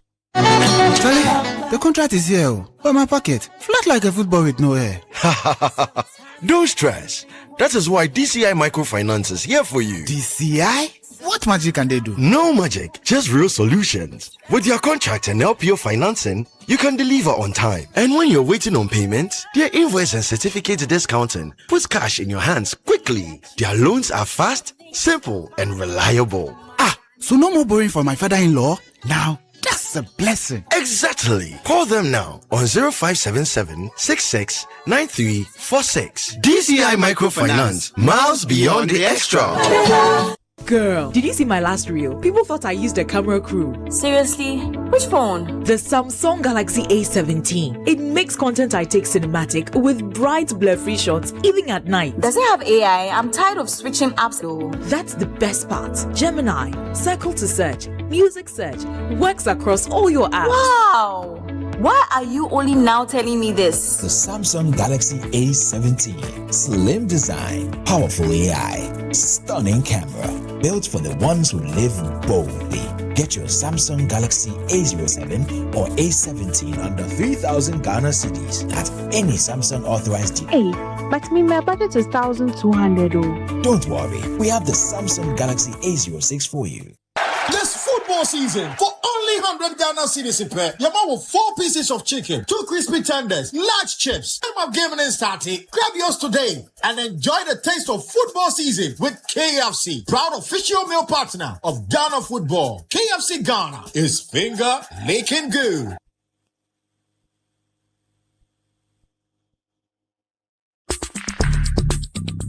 Join the conversation on the Citi Breakfast Show on Facebook at facebook.com/Citi 97.3, Twitter at twitter.com/Citi 973, and Instagram at instagram.com/Citi 973 with the hashtag CitiCBS.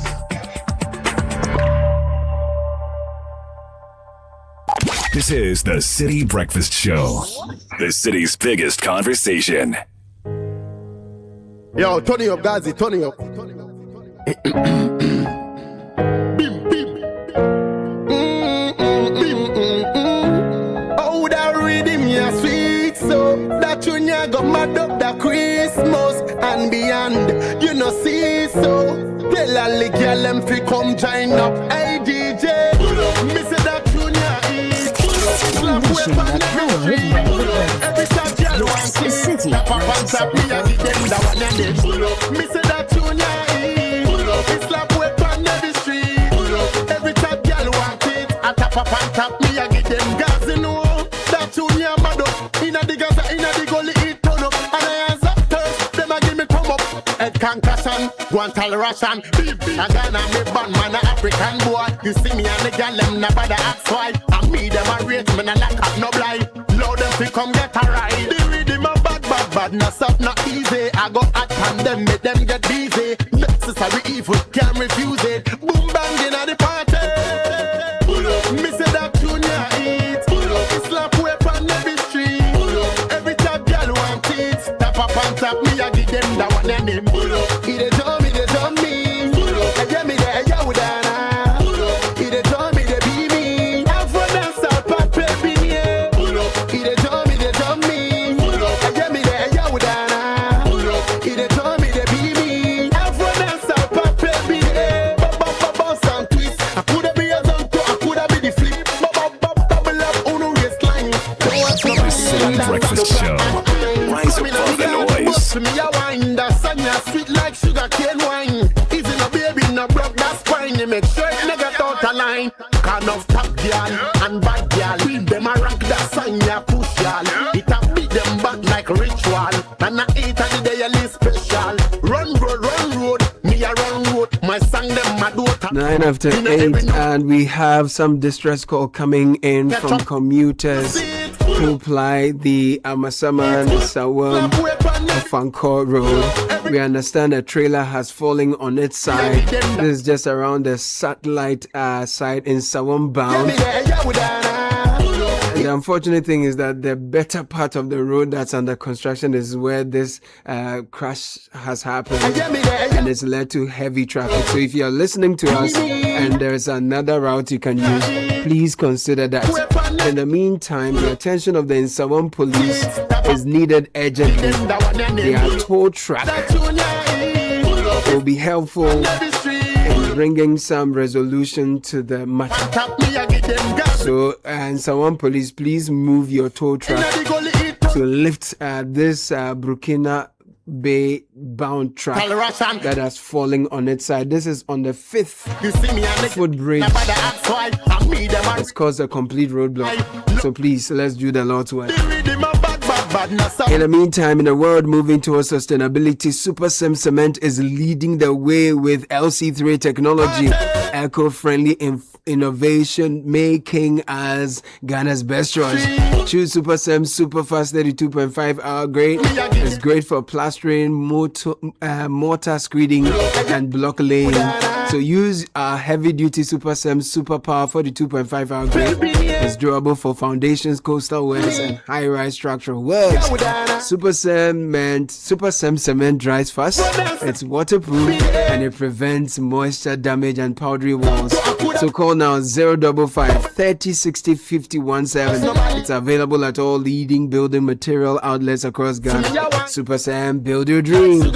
And if you're planning for the future, that begins with the decisions you make today. Save and invest early with EDC, build wealth and retire comfortably. One clear sign of financial growth is when your money starts working for you through steady returns and long-term wealth creation. With EDC, you get professional fund management, flexible investment options, potential for higher returns and financial security for retirement and future growth. Call us 0302 610 400. WhatsApp at 0509 268 414. We have loads of dedications. 0539 986 996. Richard Dela is in the studio with Francisca, Kakra, Forson. We'll be looking at some of your dedications shortly. Everyone is a winner in the Ongalicious Abingwaha promo. Over 4 million Ghana cedis worth of cash and prizes to be won. Just look out for the special Ongalicious promo packs. Submit 20 of our powder promo sachets and 20 of the shrimp tablet promo wrappers at any of our redemption centers. You will get a scratch card. Scratch it. It will review a unique code. Send it to *713*27# and you will win instantly. We have more than 200,000 Ghana cedis cash up for grabs. Deep freezer, smart TVs, kitchen appliances, and so much more. Promo runs till the 15th of July. Hurry, terms and conditions apply. And while you're at it, Zenith Bank says stay alert. Shine your eye when someone calls claiming to be from Zenith Bank. Fraudsters can sound professional, confident, and convincing. They may ask you to confirm your account details to help resolve a supposed problem or secure an account. Your account. Remember, Zenith Bank will never ask for your PIN, password, or OTP over the telephone. So email or via any channel. If a caller asks for this information, do not share it. Obwa, end that call immediately and contact Zenith Direct on 054 2000 111. Shine your eyes, spot the fraud, stop the fraud. This is a message from Zenith Bank in partnership with the Ghana Association of Banks. Today, but the guys who are so who do these fraud. Yeah, yeah. Forgive me. Why are they crude like that, Charlie? You call someone where you won't dupe the person, where the person will busy you. He just did, but you. The person who the day you corner bow, where you don't marry you just they talk. You put the phone that way they listen. Where they talk your thing. Then you vex say why you know they busy you. Or he asks, but why? I think they have a target. Their target is to get your money. So once you make him out, Charlie, the guy go rain insults for you. It's a bruise to their ego because they convince themselves that they are smarter and they are going to outsmart you. And so when they start engaging you and you are throwing questions at them or you're doing Sky, we know what you would typically do. They begin to feel stupid. So of course, when they start to use foul language and throw insults at you. My own money that you want Can to imagine? At least just say, okay, well, it looks like me, it's wrong line. Say something. But why should you stop here? Because you can't thief my money where I catch you. Where I don't even talk to you. Be a wheel. No. You just say, Brad. I just interrogate you small. I did my corner bar where my friends is empty and then some foul is in the background making noise. It's just bad. It's terrible. It's great. Stop that thing. You know when you start asking them questions, then they'll say, what's the thing? And then now come. Can you imagine? It's a thing. But the reality is that people are still falling for these things. So Zenith Bank and the Ghana Association of Banks are saying that, look, you should be spot the fraud and stop the fraud. It's a very important message. I must commend the banks. They're doing well in that respect. But Sky, today is the birthday of some amazing people. Before you do that, Please. the reason it is more important is that, these days we have linked our mobile money with our bank accounts to the bank accounts. And if you're not careful in those spaces, a lot can happen, which would drain everything you have in there. So let us be careful.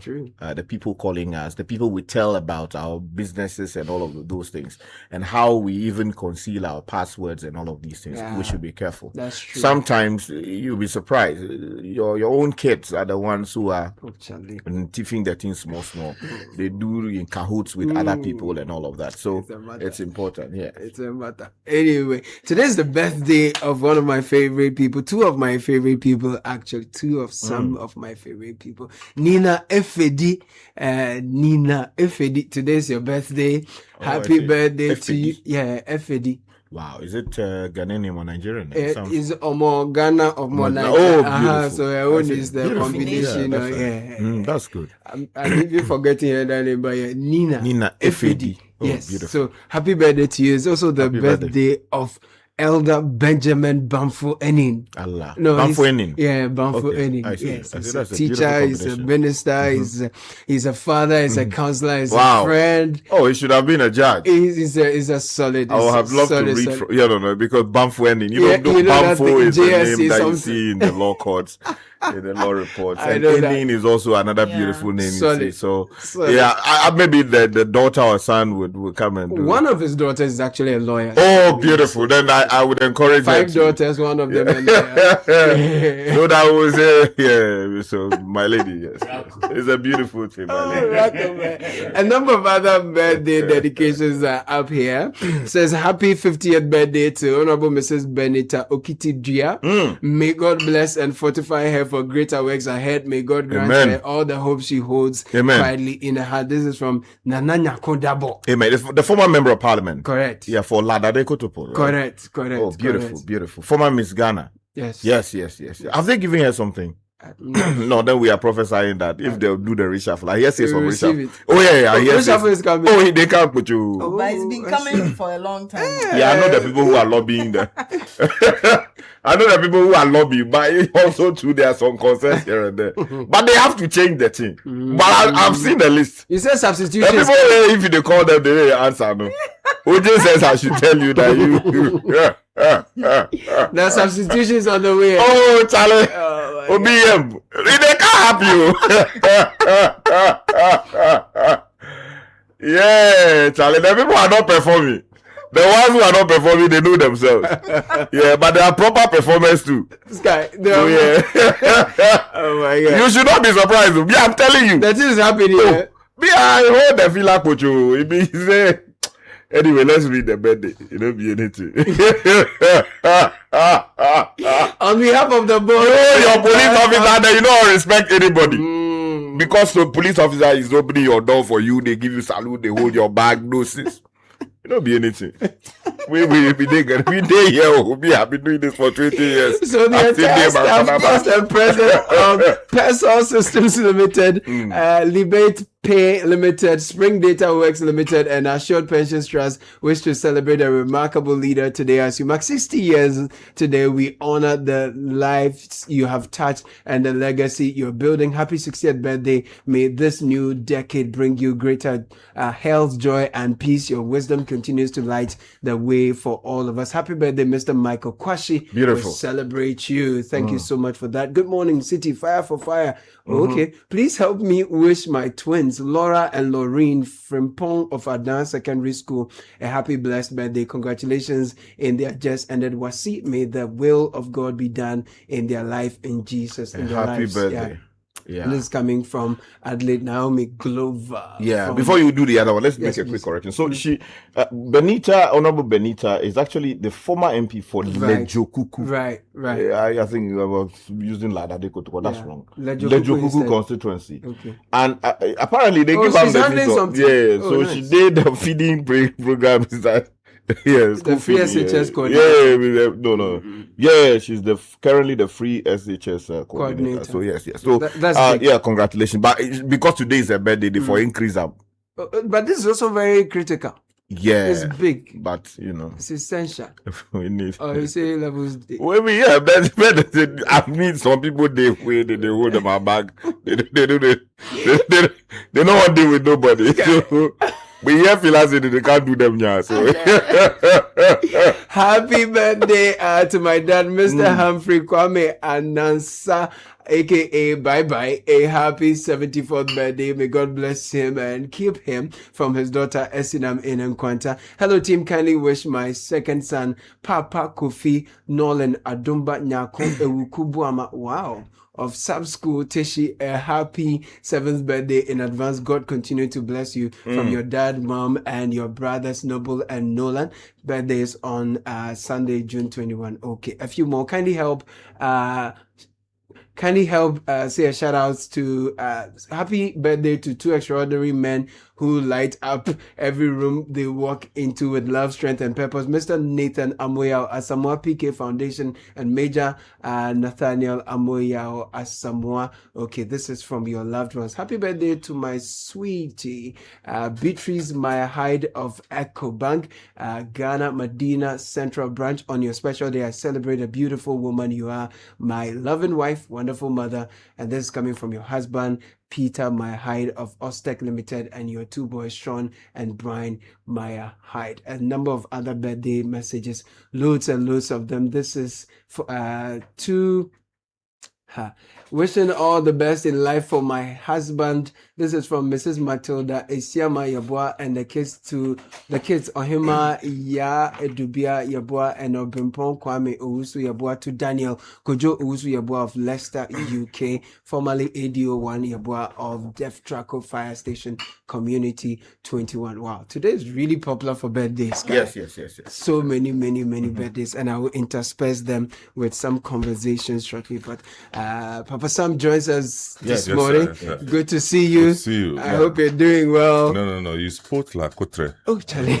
I'm not gonna lie. A black burn. Yeah, the red and black. The red and black. Oh my God. The man is it you blind? Some place you don't leave some for anything else. Is it your birthday? No, is it your wedding anniversary? No, you spent too much. No, but they say if you don't get money, where you smoke like that. Your creditors no go happy, my brother. Because they saw you on radio, heard you and saw you online. Oh, sorry. Oh, yeah. Always good to have you. Your landlord, Charlie. Yeah. Don't give him ideas. He listens. Yeah. Oh my God. Yeah. Charlie, I beg you, Papa Sam, before we proceed, I just want to use this opportunity to sort of sympathize with the family of Araba, a member of our fraternity who passed in the early hours of yesterday, right? Following the Stars victory. If the reports we hear are anything to go by, that she was overjoyed in the heat of the celebration, and something untoward happened, and she was rushed to the hospital and eventually couldn't make it. It's troubling. Hearing details about her background and how she became a lawyer and the kind of promise that she held, how colleagues held her in high esteem, and what she would have meant for the legal profession, our judiciary, the administration of our country, and then also her own, family. Yeah. It's devastating, and we do know that the family must be going through a lot. Yeah. We can't truly appreciate the death of the loss they're experiencing, but we want to use this opportunity to pray for the Lord's strength to find them. so that they will be able to put up with the challenges that flow from this tragic development. We will find the time to mourn with them, because this is just too much. And I hope that this message will reach the Black Stars, so that they do know that people are invested heavily in what they are doing. Beyond that, I also want to use the opportunity to caution all of us who are invested in what the Black Stars are doing. The reason being that a friend who is also a lawyer sent me particular details, and I'm sharing because of her own permission, about her measurement of her readings, like heartbeat and related matters. Blood pressure, no. Yeah, before, during, and after the match. And this was before we heard of the tragic development. And during the match, when everything was going sort of bonkers, and forgive me, it was obvious that she was getting somewhere she shouldn't be. You understand? I will not go into the other details, but it was really bad, and we could have had a terrible, outcome. What it means is that many of us may not know that we have underlying conditions and problems, and where we invest everything into what our boys are doing, without actually leaving room for other possibilities, it becomes a problem.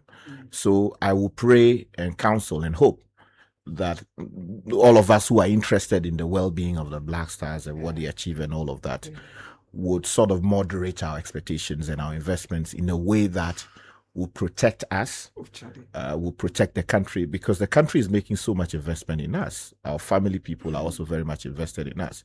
And while we show patriotism by supporting the Stars, we should also allow room for, because it's either you win, you draw, or you lose. Those possibilities are still very much on the table. So I pray that we will not hear any further bad news, and that there'll be good news going forward. Well said.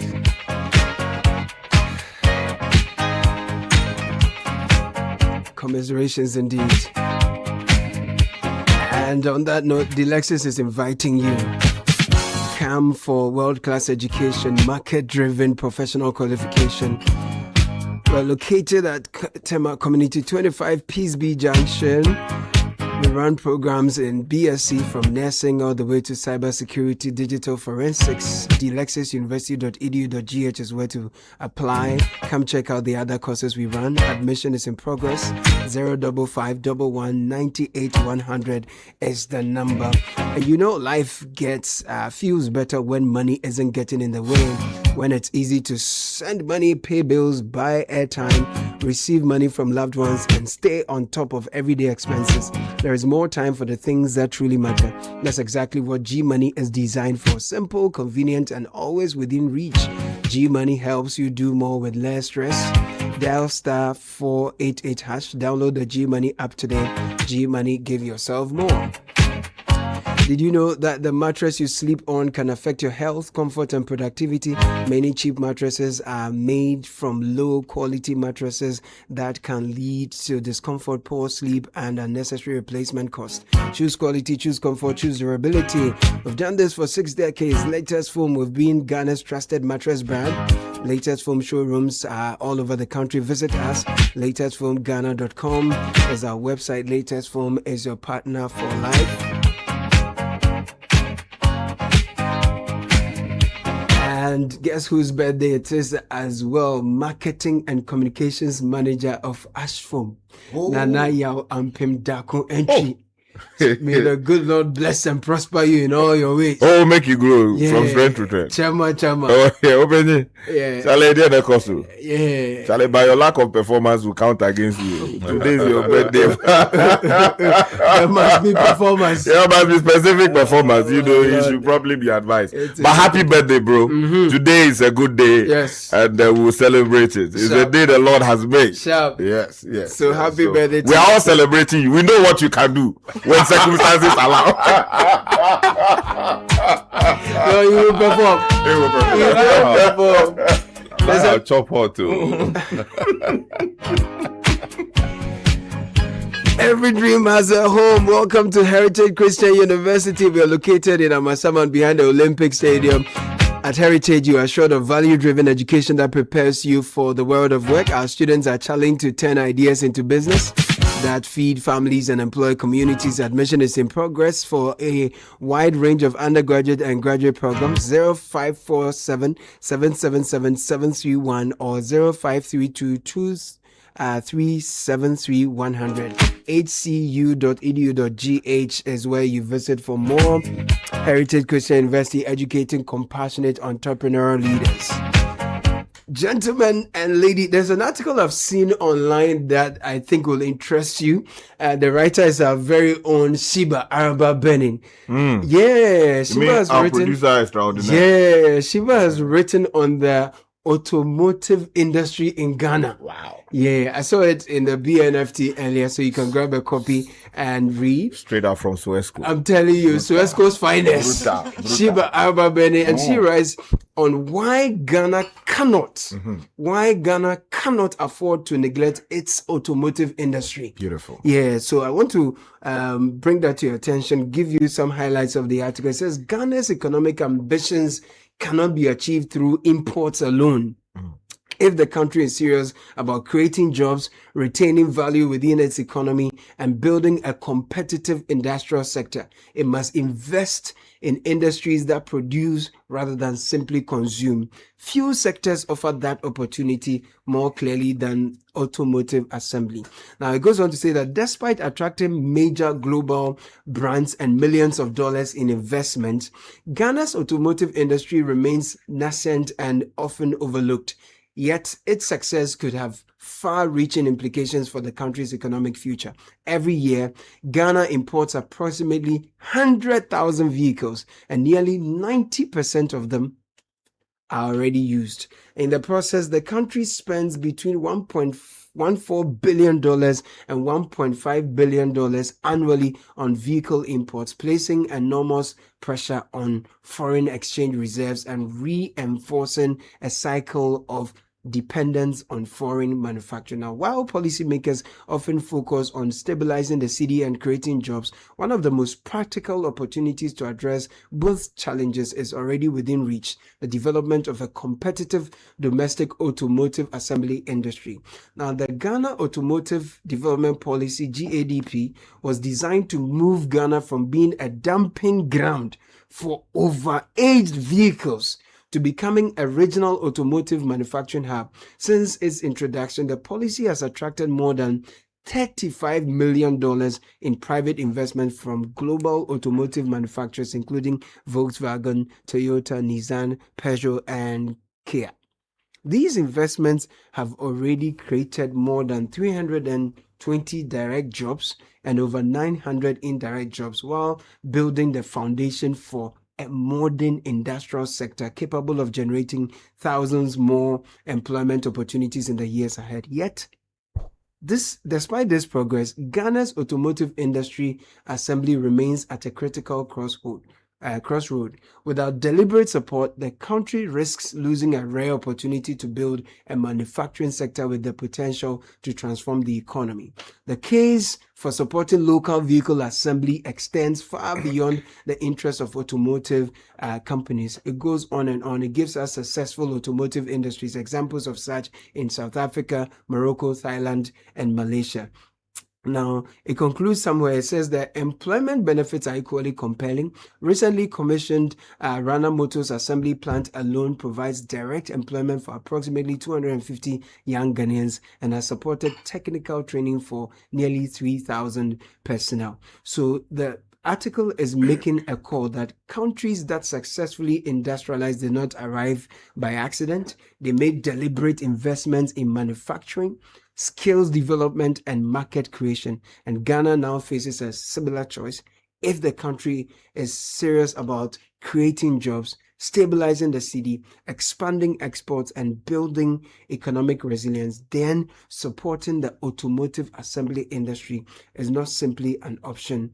It is an economic imperative. And I recall vividly the day we had the conversation about the automotive industry in Ghana, how the Chinese are disrupting the market with brand new vehicles that sometimes are even cheaper than some of the second-hand vehicles that are on the market. And sometimes you'll be surprised. Recently, a friend of mine came here and said that following that conversation, he had saved up money, wanted to buy a home used vehicle in that has been imported, but the conversation enlightened him about the new dynamics. He went to one of these new shops, bought a brand new car that was way cheaper than one of the second-hand vehicles on the market that he was going to buy. And I thought that was quite interesting. We're looking at the automotive industry here in Ghana. So, sorry, where did you say the article was again? This is on citynewsroom.com. Apologies. If you go to citynewsroom.com, you see Shiba's beautiful photo. And you can also find it, or it was published in the Ghanaian Time, Daily Graphic. Yeah, I've seen it on Graphic. Yeah. And it's in BNFT as well. It's a serious article. Quite a powerful one there, Exactly, making a call for Ghana to prioritize its automotive industry. But I thought they were doing that, or? Not the kind of prioritization that we need. I mean, often you see things in policy or hear about them in policy, but in terms of how they are rolled out for the benefit of the economy and the people within the economy is particularly suspect in many ways. Okay, now I see. And then also how you combine that or relate that to the skill set we have within the economy and how to train people for the purpose.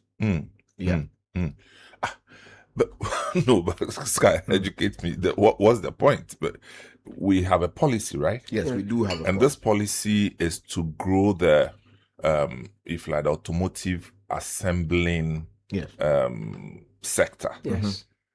And this policy has been discontinued, we are told. Yes, something to that effect, or that is not being enforced the way we expect.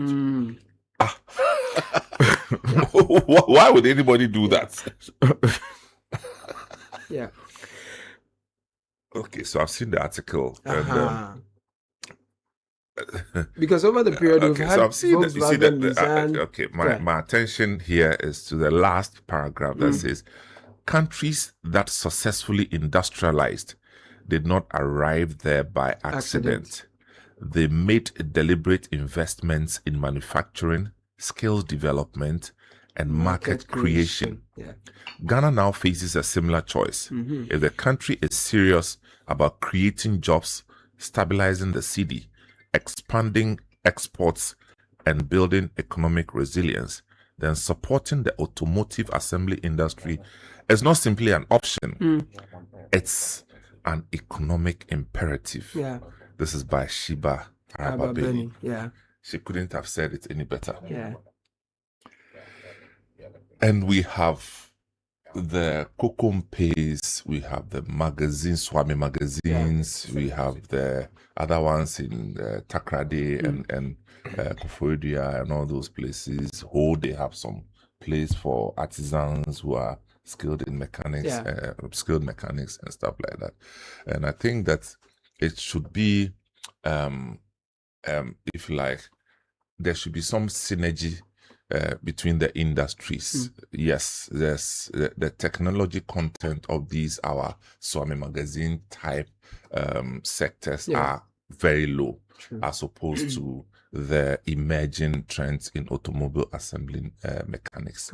And if there's anything that I see here which is of great essence, is that the government has a poster child called 24-hour economy. It does. Apart from the agro-processing sector, I think the lowest hanging fruit for the 24-hour economy should be the automotive industry, which clearly can work 24 hours without any disruption, so long as the energy supply and everything is there. And so not to give it the attention, I think for me, sounds a bit strange. Yeah, and sometimes it's connected to a number of other things. I remember that when they were to roll out this policy, one of the workshops we attended was to push for a complete ban on the importation of used or accident cars Salvage vehicles, in order to whip up local demand and appetite for freshly made vehicles assembled here in Ghana at a price that makes sense to the Ghanaian pocket, so that people will be able to afford. And that is one of the main problems undermining the policy now. So it is being implemented in a way, but as we said, not with the kind capacity. Exactly, to the glory of God. Because what you find is that these companies we have enticed to come into the country, right? They have made millions of dollars worth of investments. And they would expect that they would get that back in a way. But what you have is we still have concerns. And for those of us who know a few things about the industry or who have a few things to do with the industry, when they proposed this, I remember at that particular meeting, I was one of the people who was very critical of it because I was doing a few things. I still do a few things within the space. Because in reality, as Amen said, there are people who work in the magazines. I grew up fed to a large extent by money from the garage. And people trained for years in order to be able to do body works, to be able to repair the engines, do overhauling and all of those things. If there's need for electrical wiring, people learn those skills. And then upholstery, when your vehicle comes in, there are problems, people have the capacity to fix that. Now, the proposal that we should sort of outlaw completely the importation of these vehicles was going to undermine these jobs. Over time, while they may be able to service those that are already in the system, the truth is that vehicle manufacturing is changing. It is no longer, you have to touch wires and then you see it. Now, diagnostic machines are put on the vehicle. I will tell you immediately what the problem is and how you need to fix it.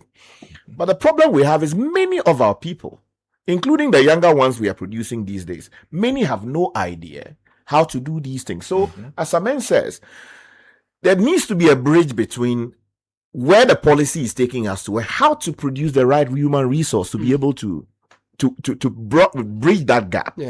And it does seem to me that we have not done that since the Danado government pushed this thing so strongly.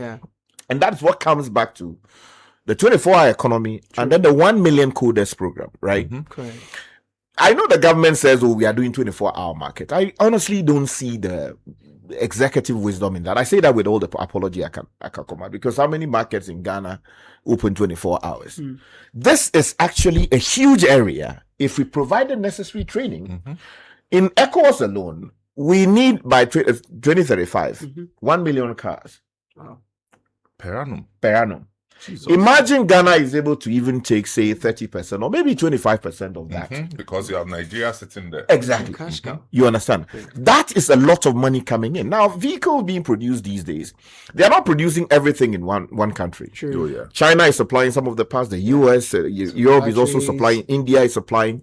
Now, imagine if we also build our own expertise in one particular area. 1 million coders program. So we build specific softwares that are needed in vehicles assembled in Ghana for the African market or the ECOWAS market in the spirit of the after. And proper training is done. Innovation comes. The likes of Margins Group, who know a few many things, are doing big international things in the area of IT and related matters. Haptel, they're also doing great things there. Chinrihese's son, the one who passed of blessed memory, his company. These are big guys within the tech space. Maximus Amatogo. These are all guys. If we bring them together, look at let's do an assessment of the vehicle industry. Where will Ghana have competitive advantage? So that Sam George, the man leading the agenda for the government, will be invested in this area. And let's tweak the policy on 1 million coders to provide the requisite training so that we can seize that space. It is possible. And that is where the concentration should be. Oscar, a friend just sent me a message that the automobile policy thing has expired. It expired completely. Yeah, it says it's expired and they haven't renewed it. Oh, so I don't know.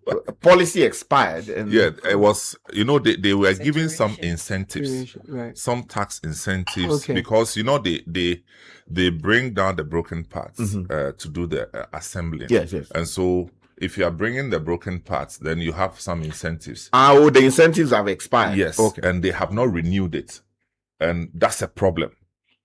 Why would the government do that? Well, that's what they are saying, but we need to find out from the government why. That would be unfortunate, because this whole Ghana automotive development policy attracted private investment worth more than $35 million. Actually, that's an understatement. Yeah. Yes, that's an understatement. Yes. And because we have I saw the newsroom did some work on that with Toyota. Yes. And the Toyota assembly plant. Yes. On the motorway thereabouts, and then the Nissan assembly plant in the heavy industrial area in Chema, Zonda Tech, the Zonda Tech one in the Tema was the TT Brothers area, and so I think it's a refreshing direction that we are seeing. For me, they should be able to deal with this matter without even going the way of outlawing something. That's, for me, it's not it. It's a market economy. Let us drive the industry so it becomes attractive. Right. You understand? I mean, without outlawing anything, if I have $20,000 and it can buy me a brand new vehicle, do I care how much somebody else is selling or what they are selling for $20,000? No, I don't.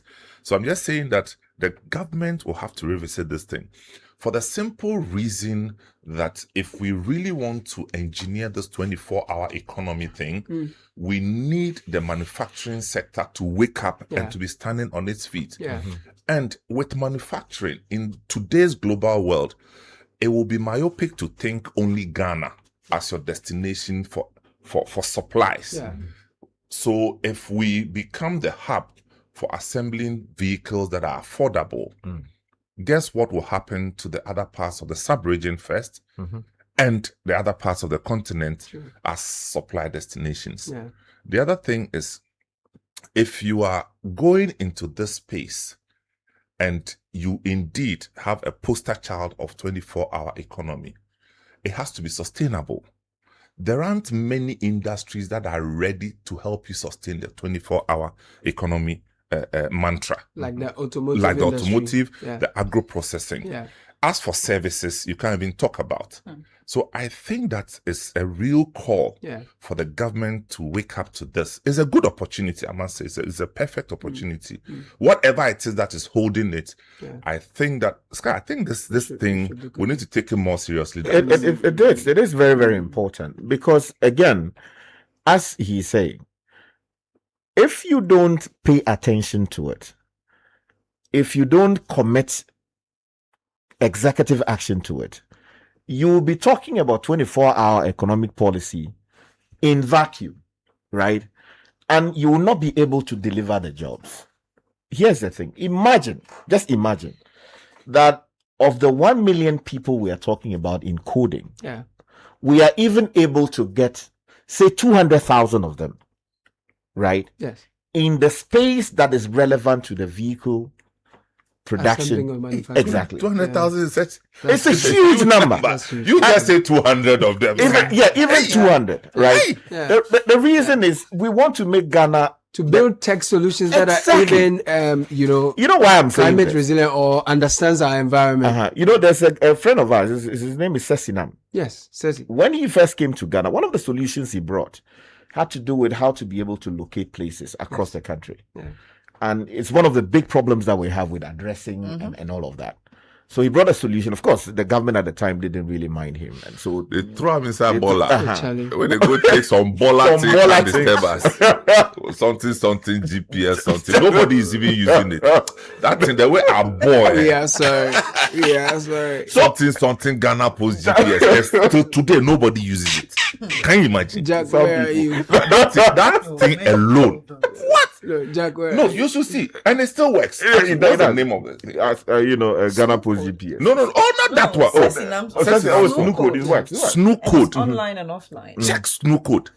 Snoo Code will take you to your destination without any complication. Exactly. They bollard the thing, went to do something down somewhere and spoiled the whole thing, and now we're laughing stock. The whole world, though. Meanwhile, Snoo Code works. And it was there. They bollard the thing, put some people in some corner being down that they are developing a new one. That new one is Kwashoko.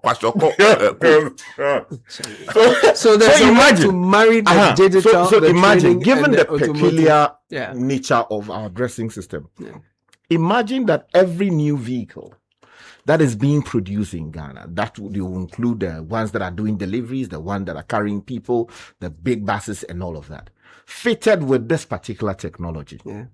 So that even if you are a boat driver, the ones who will come and say, oh, Masa, my baby do, you know, the solution is so simple that it is just about putting some numbers inside.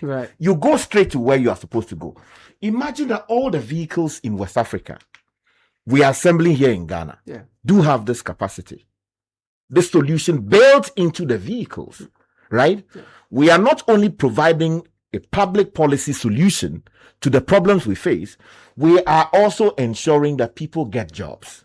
We are creating and deepening the local tech economy in a way that is meaningful. We are also encouraging investment. We are building our own capacity in the space. Because this solution, in some other West African countries, they are using it. They are using it for emergency services. They are able to locate people who have serious emergency problems. The ambulances are going there to ferry them immediately. Imagine that we are able to scale it up. So this 24-hour economy thing, if we properly tweak it, direct it to the tech space, to the vehicle manufacturing space, there's a lot we can do with it. And imagine what it will mean in this day and age of even drones. I got the one. Sorry, just before you come, one paragraph that excites me. It says that the case for supporting local vehicle assembly extends far beyond the interests of automotive companies. Indeed, for me, it has nothing to do with that. It is fundamentally about industrialization. No country has become an industrial powerhouse by relying solely on imports. Repeat, no country has become an industrial powerhouse by relying solely on imports. Successful automotive industries in countries such as South Africa, Morocco, Thailand, and Malaysia all began with assembly operations before expanding into component manufacturing, research and development, logistics, and export production. Ghana has an opportunity to follow a similar path. So I think it's clear from the submissions by Uncle Sam and so first off, let me congratulate Araba Shiba. I think it's good work done. I always love it when journalists write, and express themselves, research into a particular area and analyze. So good work done, and we're grateful for the several publications. To be a good read, I'll share on my socials as well. I think the point has been strongly made by Papa Sam and Sky about the opportunity for industrialization, the opportunity for economic advancement. So what I want to bring in is the subject of dignity, which is still connected to the economic gains that potentially could be derived from the automotive industry.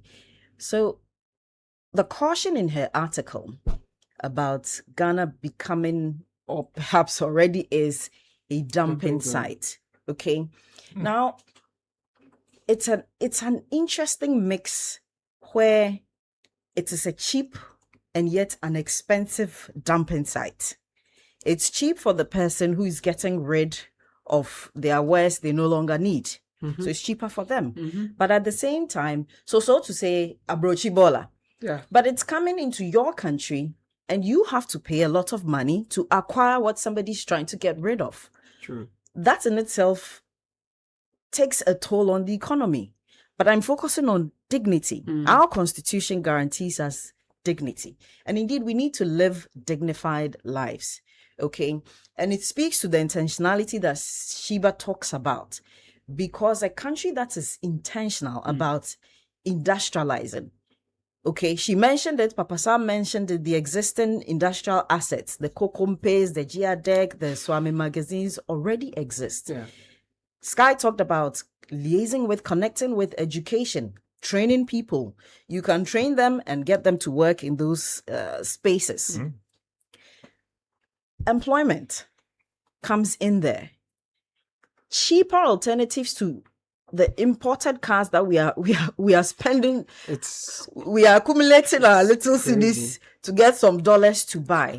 Okay, we need to get that puts a lot of pressure on that puts a lot of pressure, and we cannot. The average Ghanaian cannot be left to buying cheap used imported cars for the rest of their lives. That cannot be our destiny. So it makes an important point. Improve the economy, but it also improves the individual life of the Ghanaian, the average Ghanaian. It gives them dignity, okay, to be able to afford, because their country is able to produce or assemble some of these cars. That's an interesting thing, because one, we have said that we are going to create jobs for the many people we promised. We assembled them all over the country. We enticed them that we're going to create jobs for them. It will be 24 hours. There'll be a 1-3-3 shifts. We've done 2 years into the mandate so far, and we've thrown about some figures of jobs created that has been contested. Many of the youth. Those are allegations. Yes, they are alleging that they have created sustainable jobs. I'm saying those numbers have been contested. The 24-hour economy. I'm talking about the allegation that they have created sustainable jobs, because people are contesting it. That have been contested. That has been contested. So the automotive industry is a fine platform, and we are saying the framework has already been built, but and it's something you can just continue. No, I think we should try and reach out to first of all, whichever is it, the trade ministry, Ministry of Trade, yes. And then also the assembling companies themselves, to find out from them what they probably could have been doing wrong for any government to discontinue such a good projects of this nature. I'm struggling to understand why it will be discontinued. You understand? Last week, I read something where the second-hand users, people, the people who trade in second-hand vehicle were up in arms against the government for giving incentives to those who are doing the manufacturing. I mean, it's their right to air their reservations, but it still doesn't erode the essence of it. True. Okay, it calls for further discussions. You understand? But if I'm into the sale of used vehicles, what stops me from adding on the sale of new vehicles if they are assembled here and are affordable? Right? Is the fetish about having a business, automobile business, or about bringing baller businesses, cars from? No, some of them. Sorry, sorry. Some of them are baller. That one you know. That's true. Yeah. Because me, I bought some before. I used the thing for 2 months and noticed that it was the whole chassis. Is it chassis they call it? Was cracked. Okay. You understand? And I didn't know. But I mean, if I buy a new vehicle from here, first of all, it comes with a certain kind of warranty, which is physical for me to redeem if the need be. So I think we should interrogate the whole policy, the process, and see how it will benefit us as a country. You understand? I get it. For me, the 24-hour economy thing, yes, apart from agro-processing and this one, I struggle to see where the 24-hour thing is can going function anyway. Properly. Okay, they can add fuel stations because people can be buying fuel overnight. But the textile manufacturing is also another area.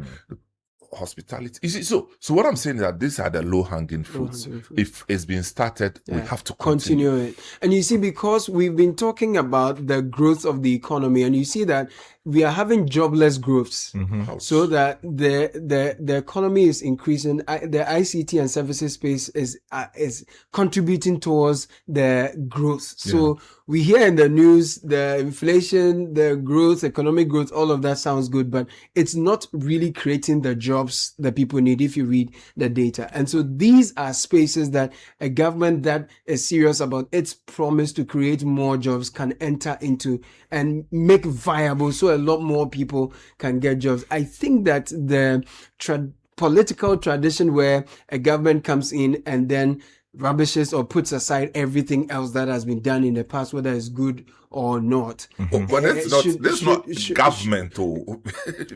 From what he's telling me, the trade ministry is still pushing, but the finance ministry is where the problem is. That's what so then the incentives we're talking about, you know, the finance ministry, we all understand that, look, we've had difficulties with the economy. The previous administration, you know, sort of mismanaged many aspects of the economy, led us to go back to the IMF. Of course, the COVID and the related, problems have been largely blamed by the government for where we found ourselves and the need to go to the IMF for support. We have finished our course with the IMF, the prescriptions and all of that, but they're still keeping eyes on what we are doing here so that we keep the numbers looking good. The finance ministry is looking for money. It is. Because, mind you, the Trump administration's attitude to many of the freebies we used to get, many have been cancelled, especially within the health sector. We need money to be able to plug those holes. And many other areas where we receive donor support. We are a middle income country, and all of these things mean that some of the things we used to get will not be able to get them. Now, this is a government that is also talking about expressway from here to Kumasi. It has to be funded. The big push agenda, it has to be funded. All these big things that they are talking about, they will all have to be funded. Now, if we can't get money to do it, then promises are made on paper. We can't execute them. So the government is seriously looking for money. Now, some of these incentives, they are benefits that we are choosing to forego so that they will bring in economic relief of some kind. Because when we forgive, say, taxes to a company and the company is coming to invest, our hope is that their investment will create jobs and that the people who benefit from those jobs would make money, and then they will household income trickle down, and then the economy is there's transfer of what do you call it, expertise, knowledge, and all of these things within the short to long term benefit the economy. That's why we are doing it. True. It would seem that maybe if the finance ministry is concerned, some of these would be the concern. But again, we need to look at it in the long term and say no. In the immediate term, there may not be so much benefit. But in the long term, it will be beneficial. So we need to invest in that and look into it. And then also, I think that there are three other things that quickly let me just mention that I saw with the article. For instance, Samens raised it, but except that he didn't detail it like that. You see, car companies, you are manufacturing vehicles here. Yes. The uptake, people will buy where they have the money to be able to afford the same, right? In the policy and how it's been rolled out, I honestly don't see a major government push to cushion the Ghanaian to be able to say, I am going to buy freshly made vehicle from plant A or plant B. Do you understand the point I'm making? What do you mean? What I'm saying is that they have assembled a vehicle, right? Someone must have money to walk into a showroom and say, look, I've driven this particular vehicle. I like the model and I'm taking it home. So the financing aspect. The financing. In terms of how we have formulated this policy and how we are rolling it out, can I, on my meager salary, walk into this particular company and say, okay, I'm picking up this vehicle. Government policy allows this bank to arrange some financing for me that is favorable, that is within my means, which I can afford over the next, say, 3 to 4 years. You understand? And which will not create problems for me at home. And I will still pay fees and all of those things. That is an important point. Exactly, because you go to many parts of the world, people don't walk in with 500,000 Ghana cedis. To pick Where are you going to get it from? You understand? So they will even come after you. People go in with their salary. So automobile financing. Exactly. It is an important matter. And the policy has to address it. And that's what the finance minister has to be thinking about. And then the point about building the cars here and then how much it will cost. So, for instance, the article says that Ghana spends 1.14 billion between that and then 1.5 billion a year on car imports. And that if we build the cars at home instead, we save the money, create jobs, and grow local industries. Now, that is true. That is true, right? But it is not every part, as like I was saying, that we have to do here. Oh, yeah, of course. You specialize in a particular part that you have the unique competitive responsibility advantage. for. Exactly. So, if we are even able to reduce this amount, so 1.5 billion. So imagine say if we you are save focusing 500 batteries, exactly, for example, battery and we save manufacturers. 500 million US dollars. That's huge. That's how much money we need to import rice into this country. Even we talk about the rice in the rice fields and how they are going bad. So if we dovetail into all of these spaces meaningfully, it is not about just sitting in, cabinet and just say, we are fashioning out the policy. No. You need to invite people who understand the space to be able to distill what is meaningful. And I think we need to follow up this thing. I mean, if I'm sure that if I knew we were going to do this one, I would have. I thought we were coming to talk about Black Stars and how England is misbehaving. How they have decided that we are no match at all, and they are going to. So I came. Oh, we are no. It's like they are now thinking about Mexico. So they are not considering us as a contest at all. No. That's the wrong attitude. No, seriously. I mean, I've been listening to Talk Sports, all the sports stations in England, and Charlie, at times I'm like, wouldn't they mention our name? Small. Like, we are not part of it. And so I came prepared for that one. But Charlie, I beg you, we should bring in these automobile people. Yes. You understand? Because you see, it's a good opportunity to change the face of the industry. You understand? I mean, growing up here in Ghana, we saw RT Briscoe assembling VW vehicles in Ghana. New plan.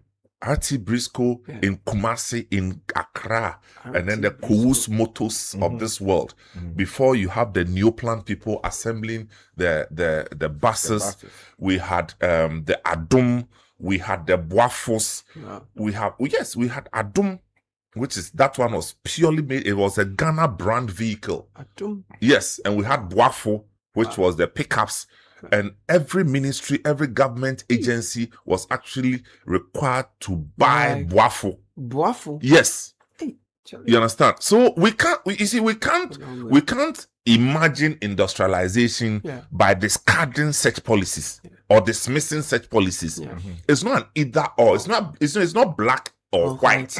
It is a process. So if you believe that there are problems with the policy as it stands, you invite, you engage, you work around it. Because at the end of the day, okay, it's like our industry, buying already made movie or drama series from India, from South America, okay, Korea, no. How much is it? You buy it, you 5,000, you have a whole year's worth of content. Now, who is that going to employ in this country? Nobody, except the one who played for people to watch. One person. Now, and you do that at the risk of your industry. The Blanksons. Creating the Blanksons. The creating of the Blanksons drama piece is more expensive than buying it from South America. Okay? But guess what? Putting that thing together employed at least 50 people. 50 people? Yes. Wow. at least 50 people. You're talking about the cast. Yes. You're talking about the technical people, the cameramen. Yeah. You're talking about the drivers. You're talking about those who provided services. Food. Yes, all those things. So we are saying that those are the things that will sustain an economy. Correct. The assembling and manufacturing, they are more sustainable and essential to the running of the economy. You understand? Yeah. The finance function of the economy is not just an accounting thing. It's not just an accounting thing that profit or loss. No. Keeping the books balanced. No. That's not it. It's engaging, keeping people positively busy. That is called life. So we are saying that we have to do that. Caleb, we need to invite them, deal with the finance ministry, deal with the trade ministry, and we shouldn't end it here. I mean, so this is all I have to say this morning. I'm excited about that. We have more messages on this particular conversation that we are having. For example, this one, Kojo East Legon Hill says, "Good morning, Caleb. Sky has brilliantly articulated many times we have good policies, but there's a disconnect when it comes to implementation. The 24-hour economy market is baffling. In Adenta, there's a 24-hour market site, less than 5 minutes drive from the Adenta market. Our policies must be targeted at solving issues in our communities and not just populace. So there's a site for a 24-hour market that is just 5 minutes away from the existing market." I see. 70. And this one says, "I disagree. Hello, Sky. I disagree when you talk about the banning of accidents and overage cars as a whole, when we are in the era where sustainability is being preached massively. Note that accident cars are in classes, structural, non-structural." He didn't say accident cars. Yeah. He said imported second-hand cars, not accident cars. Yeah, so KS from Ayimesa. And I didn't call for a holistic ban at all. No, he was rather against the holistic ban. Yes. So that there is an integration of both sides. And also, you see, it is also important to state that all these people who are working in the magazines and all of that, many are mechanics who learnt on the job, right? True. Some of the things that are invited to make a new car, they don't require the level of sophistication that maybe a university graduate will have. It's about putting the tires under the vehicle. In those cases, instead of using a robot, a person who has engaged in, say, fixing a vehicle for 10 years, 20 years, should be able to do that at like expert speed and efficiency. It's about giving him the needed training to be able to do that. Many other spaces, putting the frames together, all of these things, if the man is a welder of many years, you can train him to be able to do that. So that if we become so efficient at it, the cost is affordable, everybody is happy, then we can then be talking about what to do with phasing out the ones that we say are doing so much damage to the environment and all of that. All the commitments we are making to, say, environmental protection and all of these things. Yes, that's right. It is also, very relevant here, because, I mean, if the vehicles coming in sometimes have defects, which means that they are throwing all kinds of gases into the environment. Recently, we read a report here that said that a lot of people in Ghana are dying because of air pollution. One way of addressing that is what kinds of vehicles are on the roads. If, for instance, e-vehicles, we are told that if you look at the numbers, it would seem that their impact on the environment, it's not as grave as the hydrocarbon vehicles that we are using around, right? So government policy should be able to be forward-looking enough to address it. How can we ensure that we get these into the economy, and how can we afford them? You understand? I was just listening to a voice note that one of my people in the used car space, he sent to me, raising concerns about their own concerns about the space. You understand? Talking about what their concerns were with the policy, and how it would seem that even the people who are assembling here are not also meeting them halfway. These are all concerns that government should be able to take on board and try and find a middle ground. It's important, because livelihoods would also be dependent on this one. Very, very important one. While we are at it, this July, Ghana will host global energy leaders and experts at the Ghana International Petroleum Conference, GIFCON 2026, on the theme Building a Resilient Downstream Policy, Innovation and Investment for Growth. His Excellency President John Dramani Mahama, President of the Republic, will be distinguished guest of honor. Speakers include Honorable Dr. John Abdullahi Jinapor, Minister for Energy and Green Transition, Mr. Godwin Kujo Tamaklo, CEO, NPA, National Petroleum Authority, Dr. Patrick Ofori, CEO of Chamber of Bulk Oil Distributors, Dr. Reverson Opong, CEO, Chamber of Oil Marketing Companies. We're doing this from the 16th to the 17th of July, 8 a.m. each day, Palms Convention Center, La Palm Royal Beach Hotel. The event to be climaxed with the Downstream Awards and Gala Night happening on July 18 at 6 p.m. Kempinski Gold Coast City Hotel, Accra. Gipcon.com is where to register. 0558-223678 is the number to call. And if you're ready to level up your future, make Academic City University your first choice. At Academic City, students don't just learn, they build, innovate, and lead. Graduates work with global companies like Apple, Goldman Sachs, and Ernst & Young, while others are building startups and driving innovation across Africa. Academic City offers innovative undergraduate and postgraduate programs, engineering, business administration, communications, AI, data science, and cybersecurity. We are also the first university in sub-Saharan Africa to offer undergraduate programs in nuclear engineering and unmanned area systems engineering. Professional development courses are also available. Admissions are now open. Call 053-101-2236. act.edu.gh is where to visit. Educating future-ready leaders is what we do at Academic City University. When you buy anything, it's got to be the very best. Diamond 42.5 hour grade, highest quality on the Ghanaian market. We have the 32.5 hour grade as well. We're rated green by the EPA. So anyone who wishes to buy Diamond Cement should deal with the company directly. Locate Diamond Cement Ghana Limited nationwide. Factories are in Aplau, Takrady, and Boypay. 0244-313-368 is the number to call. Diamond Cement is still as hard as a diamond.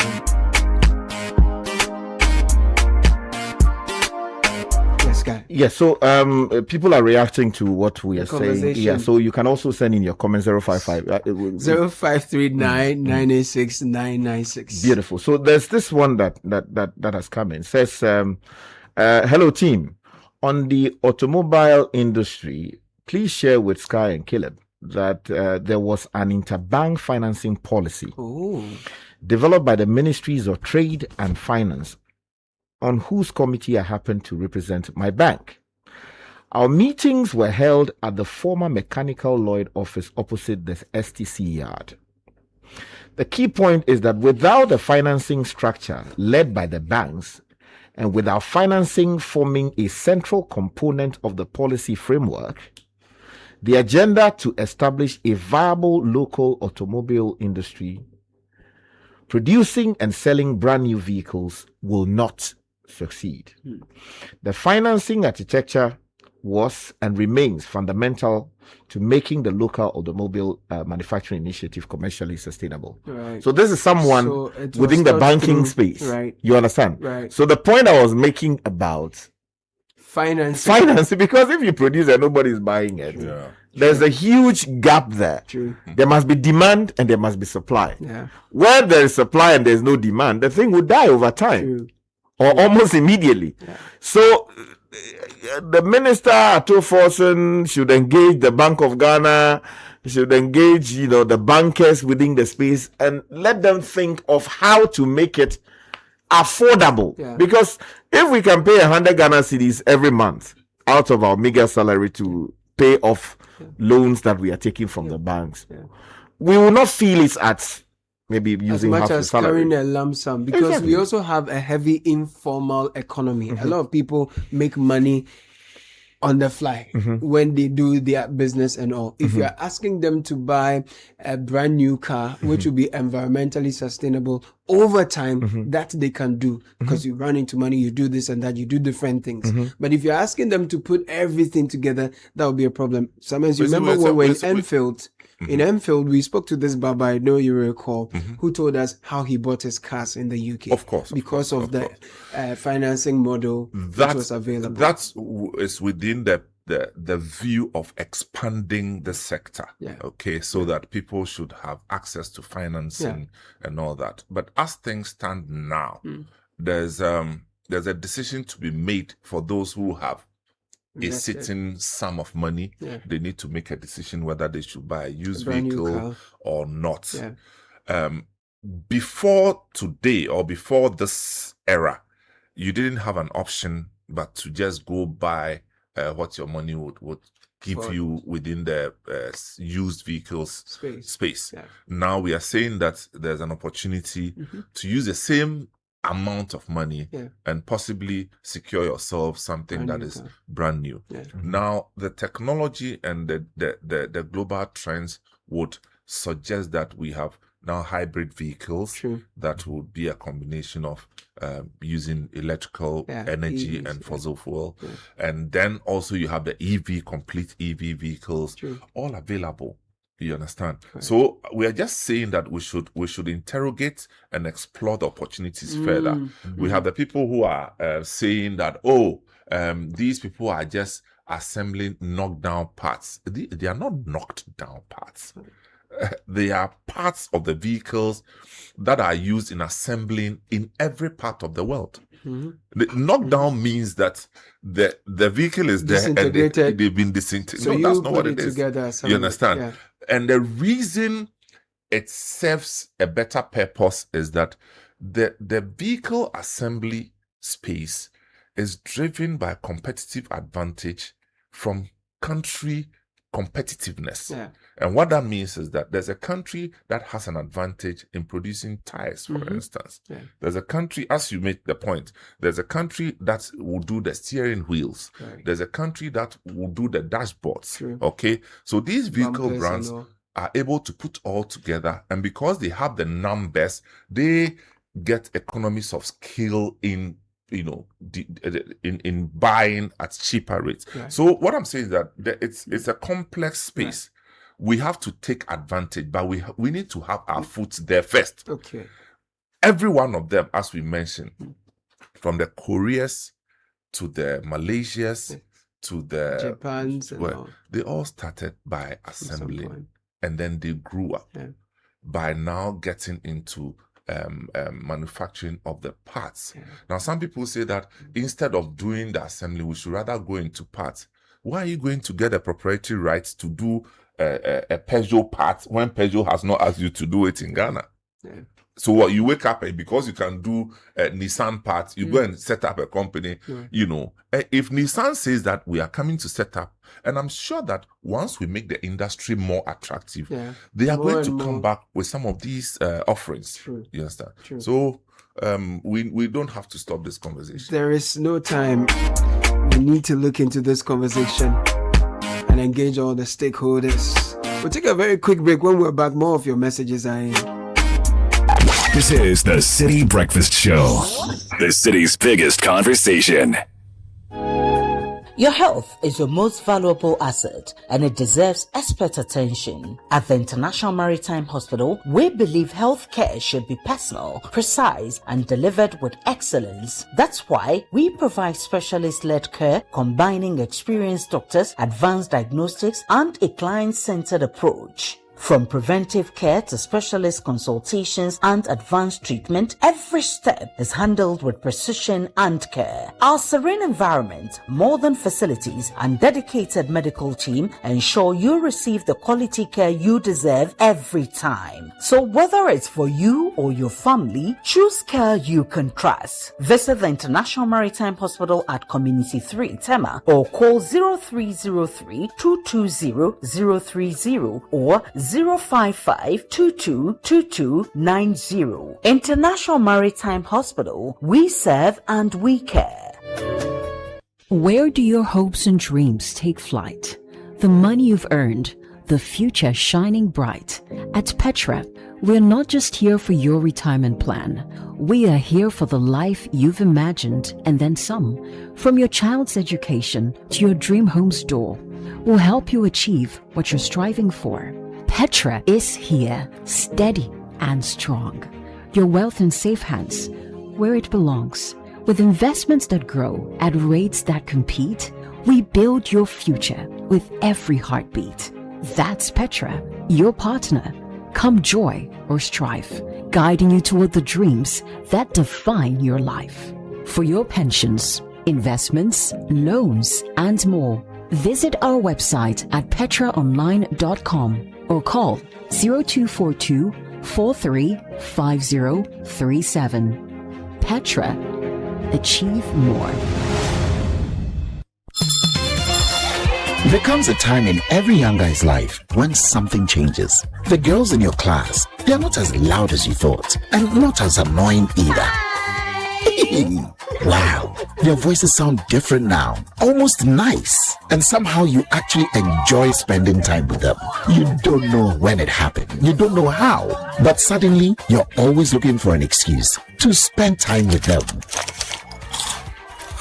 Luckily, some things make it easier. Kweku, can I have some of your Munchie chocolate chips cookies? Start the moments that matter with Munchie chocolate chip cookies and experience the unmistakable crunch of chocolatey joy. Munchie! This advert is FDA approved.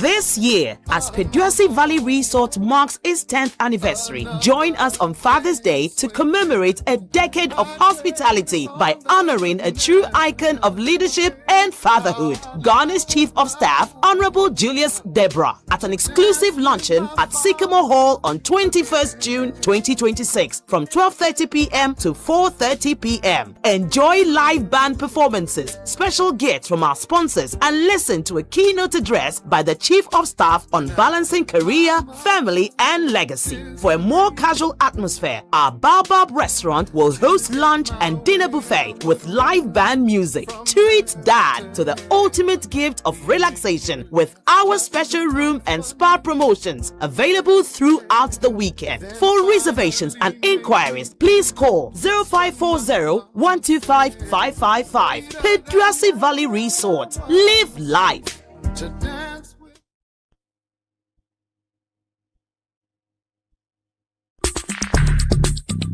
Join the conversation on the Citi Breakfast Show on Facebook at facebook.com/Citi97.3, Twitter at twitter.com/Citi973, and Instagram at instagram.com/Citi.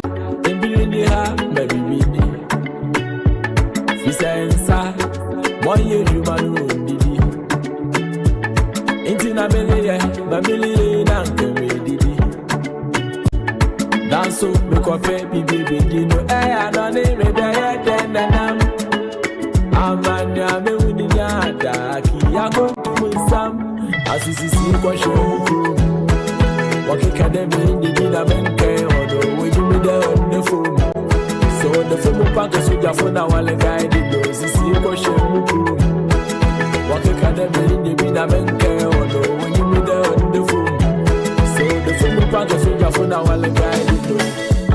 Shali mame una meleka na yawo de na meleka. Hey, I want to mo sami yeni na yaka. Iti bede basa bigina mo yame na.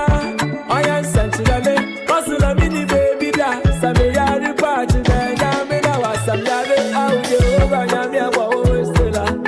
Moshe yesi pobo heart trick no je over yame awa owestela ba. What if you body go king? Mama atafu wenyansroya. Mama na yesro nemba ya nono. Mama wakada nyami ayasomono na wanyino akuido ya noko. 28 after 9. If you're looking for a best of flavor in every sip, you will discover refreshing taste in Piva beverages. From Piva Cola, Piva Orange, Piva Cocktail, Piva Grape, Piva Tangerine. So grab yours now. Available at a local store near you. 0550-032231. Piva beverages, a taste you will love. And Petra sees your whole journey, not just your retirement. From building wealth to settling down, we have solutions for every turn. Investments to build your future, insurance to protect what matters, easy homes to unlock your own doors early. We don't just manage money, we understand. Join the Petra family today Let's do life together. PetraOnline.com is where to visit. Petra, achieve more. And your child deserves more than just a school. At Penfield School, Oyarifa, we've been building a confident, capable learner for 16 years.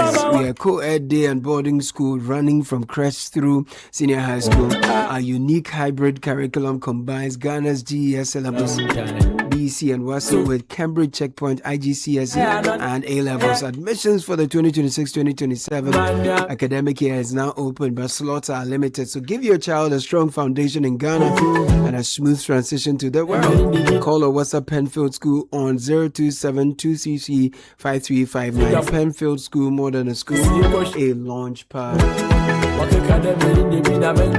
We all know that silence when your rent is due and you can't pick up the call, when the shop is empty and you're pretending it's fine, when salary finished 2 weeks ago and there is still a week to go, when your goods are stuck at the port and the clearing agent keeps calling, when your business idea is ready but the cash isn't. That silence has a name. It's called money.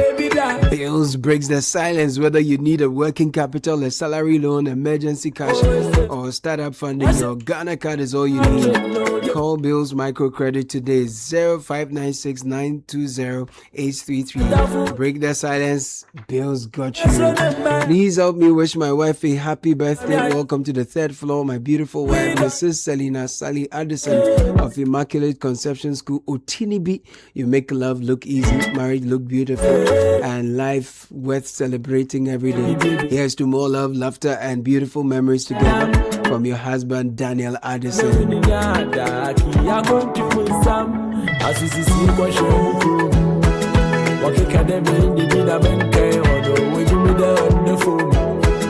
Good morning, Caleb and team. Please help me wish my favorite cousin Dela of being of Kaswa Manfro, Iron City, Manfro, a happy birthday. On your birthday, I wish you a year full of success and glory with faith, courage, and dedication. No dream is too big. Keep up with your efforts, staying oblivious to the results, and you will certainly get what you desire. I wish you a blessed birthday. Happy birthday to the beautiful Mrs. Abigail Obing of the Church of Pentecost La English Assembly. May the good Lord continue to bless you, give you wisdom and strength, guide you. We love you from Auntie Abi and from your husband, Mr. Obing, your children, Na, Perez, George, and Na. Happy birthday to Hajia Zainab Abubakar. May all your heart desires be filled, and may God's grace and favor continue to find you in all that you do. Best wishes. This is coming from Ahmed. And for years, you've trusted Sunny Gold Brown Sugar for its consistent quality and best packaging. Now take control of your sugar intake in a more convenient way with your trusted Sunny Gold Brown Sugar. Sunny Gold brand. Now we've introduced the Sunny Gold Brown Sugar Sticks in 10 and 5 grams paper sachets. Perfect for hotels, restaurants, schools, homes, offices, all on the go, and even large gatherings like parties, funerals, and conferences. Sunny Gold Brown Sugar also comes in cubes, bottles, and sachets for all your cooking and bulk needs. Sunny Gold, a tradition of consistent quality, available at shops near you. So this week I was sitting somewhere and an MC showed up. I was grabbing something. Then the MC came up and was very excited about the clean up Accra exercise we've been doing. Apparently some dredging has been done in his constituency. He was complaining bitterly about how most of the drains and waterways and the buffers around him have been encroached upon and built upon. Most of the structures that have come up do not have permits and all, but he also raised concerns about how choked the drains have been and how actually having the resources to sometimes even dredge has been such a difficulty. So he was full of commendations for the Clean Up Accra exercise. See, so far we've done a number of places across the city and people are really excited about it because but for it, the filth that had eaten up the city following the rains would have just messed up things. It still is continuing to mess up places, but the efforts we were putting in together with Zumla and Ghana Police is yielding some results already. I tell you, man. I think it's again, but it ended yesterday, so it was from 11th to the 18th. Right. Because as you know, it wasn't a planned thing, maybe from government or from any sector in particular. It was just an initiative from Channel 1 TV. We had a quick meeting with Zoom Lion, and we both agreed to embark on a 1 week intervention. And I must emphasize that this is coming with the resources completely funded by Zoom Lion alone. Right. And so Zoom Lion has funded it. They have executed it. We reached out to Ghana Police, and they supplied us with 100 policemen. Wow. NADMO came on board immediately. And so we've seen 1 week and of desilting gutters. But in the process, it has also unearthed a certain kind of problem we have as a country, where people haven't been conscientized. People have been insensitive to how we process our garbage, you know. And if you look at the pictures and the videos on Channel 1 TV this morning, I mean, I'm lost for words, Sky. I'm lost for words. It's crazy. People just dump anything anywhere, and nothing happens to them. You understand? And as I keep saying, you can go for World Bank loan, a grant, or whatever you call it, to try and fix what you think is the problem. But if people can get away with this kind of mess, this kind of disposal of waste, where Aboboya is moving and then gets to a place where they see no human activity, they just dump the whole thing there and move away. And then they go and join in crying to government to help. And nothing happens to them. We have installed security cameras. If you go to the police operations room, they can see anything that's happening in Accra, except those who are throwing waste in our gutters. Indeed, even if you arrest them, what happens? Nothing. Now, if you arrest them and nothing happens, why would they stop? There's no consequence for the bad behavior there. And Sky, really, if you drive around, sometimes, I remember on Sunday at the Causeway Junction, this is from Risk Junction all the way towards Kwabenya, if you get to the Causeway Junction on the ECOWAS Road. And Aboboya had just, I don't know whether it fell on its side, but the entire thing, it was carrying all the refuse right at the intersection. And I don't know, for some reason, it managed to get itself together, left, rode away, and then left the refuse over there. Good thing is by evening, it was gone. But there's a lot of indiscipline, with how people dispose this thing. It's raining, people just carry their household refuse and then they just dump it into, sometimes on the road, hoping that the flood waters will just carry it away. I don't know how we are doing this thing. I think, first of all, let me commend those of us here at Citi FM and Channel 1, as well as the Zoom Lion people, the NADMO folks, and then the Ghana Police Service, and those other institutions that came on board to support this initiative. Again, you realize that this is the private sector, again, taking up a challenge where it would seem that those with the mandate to actually make the space work would seem not to have done what they were required to do in anticipation of what was likely to happen when the rains came in. So the private sector is bridging the gap and helping us get some relief in the national capital. I think we need a lot more of these things getting done. It's just unfortunate that the people who receive our resources to anticipate these things and work on them sometimes get overwhelmed and don't know what to do to actually deal with the problems. This should not end the initiative. I think it's just an appropriate time for the state institutions responsible for the space to pick it up and make it work, because we've heard from the Meteo people, the rains are not over. We still will continue to see rains and thunderstorms coming. With those, without the necessary interventions in these spaces, a lot more homes will still be flooded. And cholera is still a reality with us. And the way homes are getting flooded and the way we are disposing of garbage across the city and beyond, if we're not careful, and how we eat in this country, People just buy from anywhere and eat. Typhoid is on the rise. People are seeing. I know who are in hospital right now because of where they bought food and how they ate it and all the problems that are coming. So it's important that the relevant ministries should take this matter up. The task force that is being put together by the president to prosecute this agenda, we must see them working in the relevant spaces they have been put in. Because you notice that with effort you put in, some results is seen with time. And sometimes I'm sure you would want to recount the impact of this 1 week exercise since we started. Well, I think it's early days yet, although it's brought some relief. I mean, great relief. Right. But you see, it's a habit. If it's like fetching water, pouring water into a basket. Okay.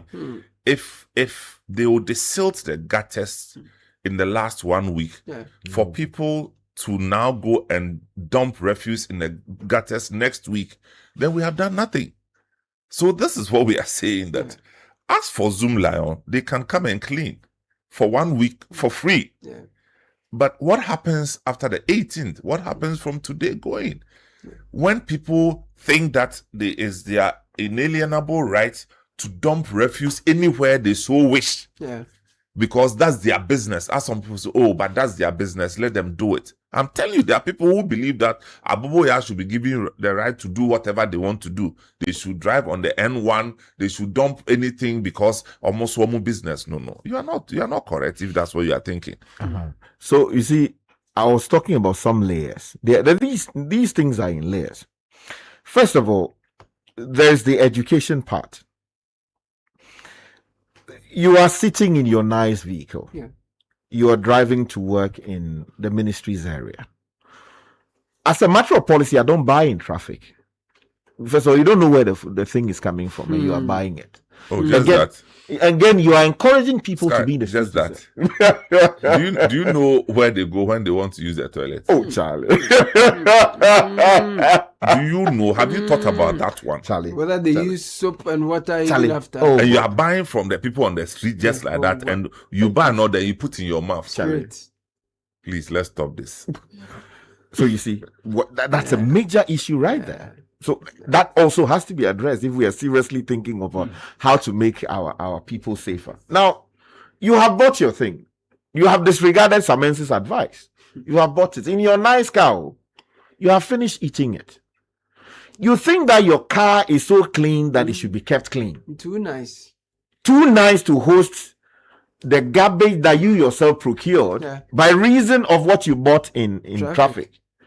Instead of putting it nicely in your car, so that when you get to wherever you are getting it, you pick it up and go and dump it where it should be dumped.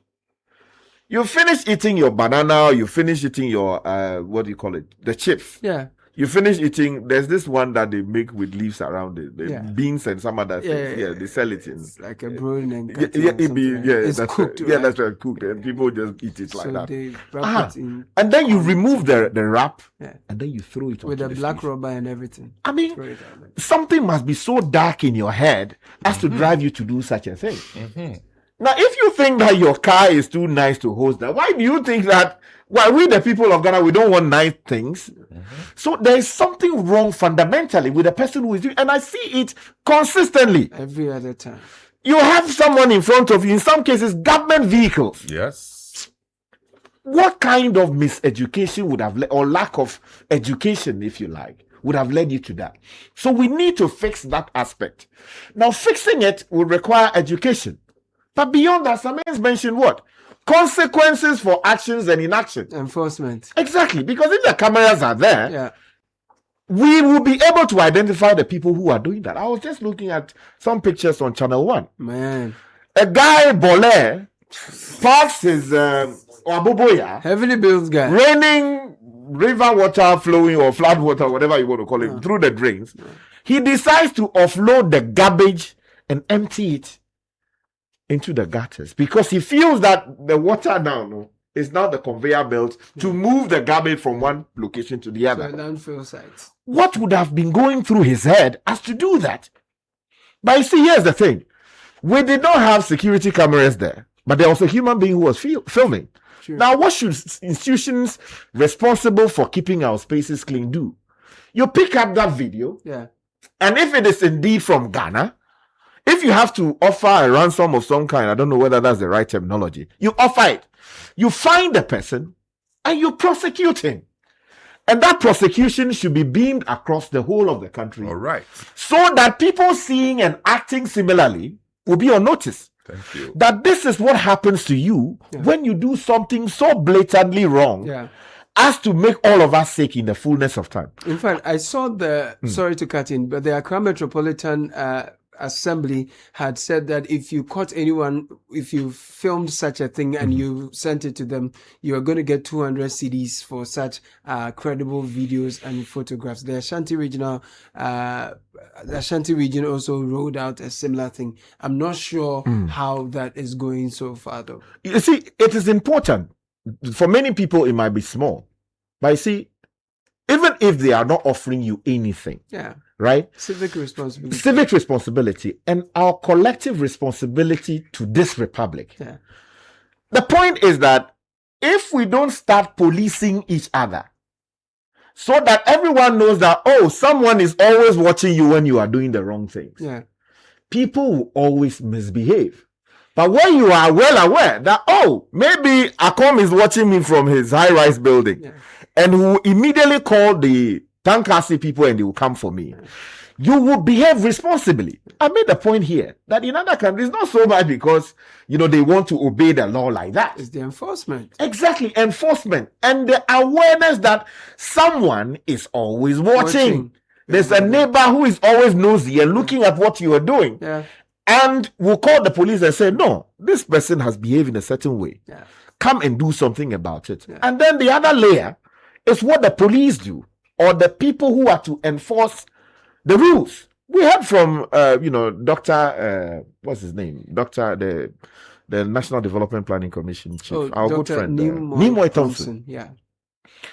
A responsible citizen of the Republic, a statesman, someone who has served us in many capacities, responsibly, makes a call to an institution to report that, someone is building a structure on in a buffer waterway. Exactly. They didn't mind him at all. No, they're not minding him. They're not minding him. No, that's not the crime.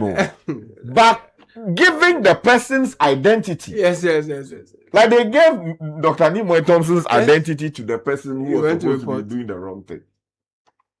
So that it's Nimoy Thompson who has a problem with you. As for me, I'm the good person. So I endorse what you are doing. So if there's a problem, then it's Nimoy Thompson. And this person still holds their Ghanaian passport. Can you imagine? And their Ghanaian public possession. They are paid by Ghanaian taxes. Sally, who does that kind of thing? You see, first of all, you are killing initiatives. If I find that, a person as high as Dr. Nimoy Thompson gets his cover blown, then whom am I? Why would I go and do such a thing? So that is why you have, in many cases, people send us information. Charlie, you are the people on radio talk about this. Why? Me, I don't have family. Me too, I have family. You think my mother educated me all the way to this point? All the investments that have been made to me, so that somebody will come and do something to me free? No, she's still alive. And all the people, including Sames, all these people who have their stake in what I do, they want me to continue to live. Why do you think that I should sacrifice all of that and talk about somebody's matter? Where you do know that someone else will blow your cover and then they will do something bad to you. So that layer too has got to be addressed. People in official position have got to realize that you receive such information. Your duty is to act on it in a way that is responsible as a public officer. Take up the matter.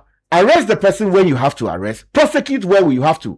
But when you go and blow the person's cover, that is completely wrong. So I think it's broken on many levels. First, you are supposed to be supervising, monitoring, using the cameras that exist to even know when someone is misbehaving, and you can catch the person in real time and deal with them. That would disincentivize people from doing same. That is not functioned properly. Then people come to report those such incidences to you, and you don't do anything about it. Instead, you rather report the whistleblowers to the corporates so they become targets.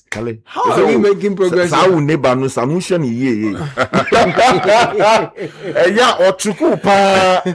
a shame. I think again, it's been mentioned. I think Bernard or somebody mentioned this.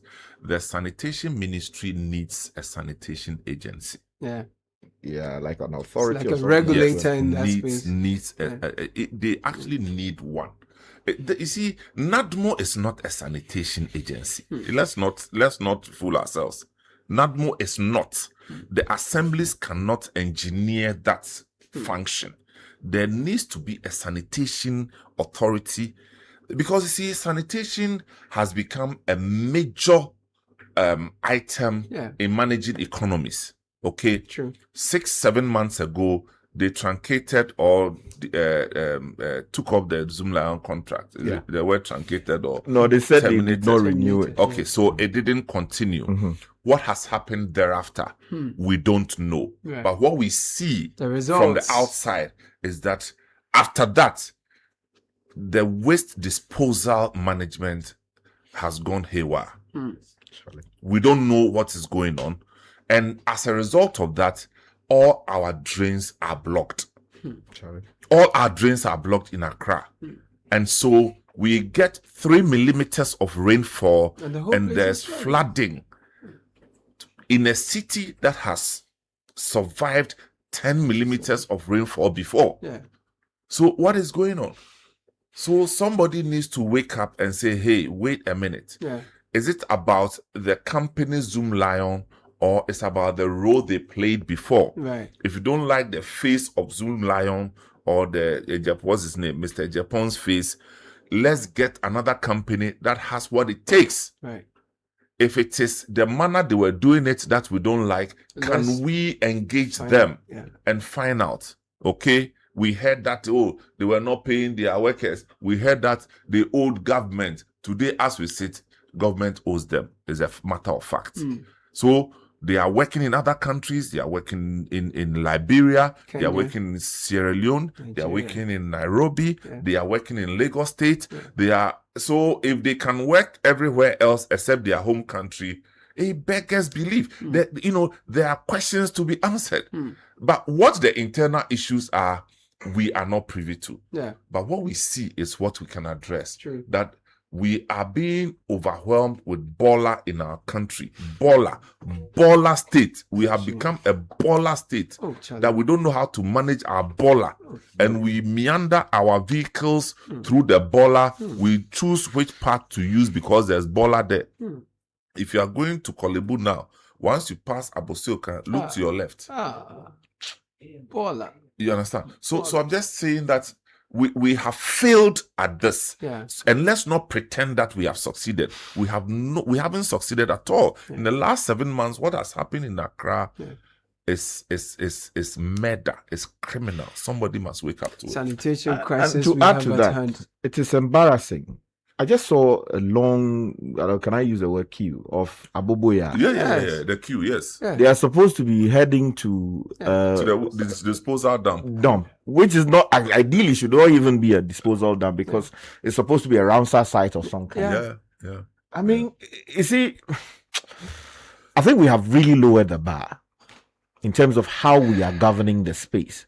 And the people who are responsible have got to wake up. It's important. Yeah, let's do some comments. Let me bring in some comments here. Caleb, last week Saturday I went for a funeral at Labadi. So last Saturday you went for a funeral at Labadi, and afterwards your nephew told you he had discovered a free beach spot at Laboma because these days they charge too much. So we went to check the place out because it was close to next door beach, and oh my God, from the estuary to the middle of the sea was brown and rubbish.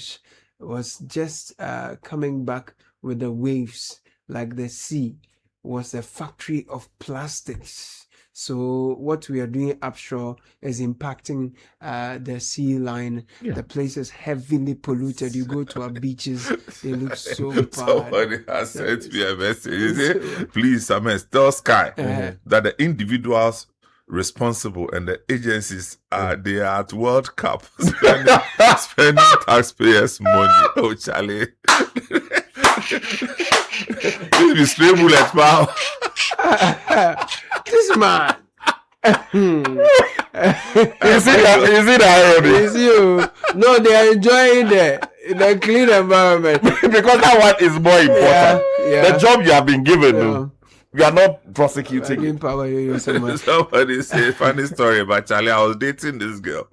She had eaten some food in my car and threw the rubbish out of the car. Oh, no. I asked her why she did that. She said they will come and clean it. He said that was the end of the relationship. No, Charlie, no. The brotherhood is proud of you.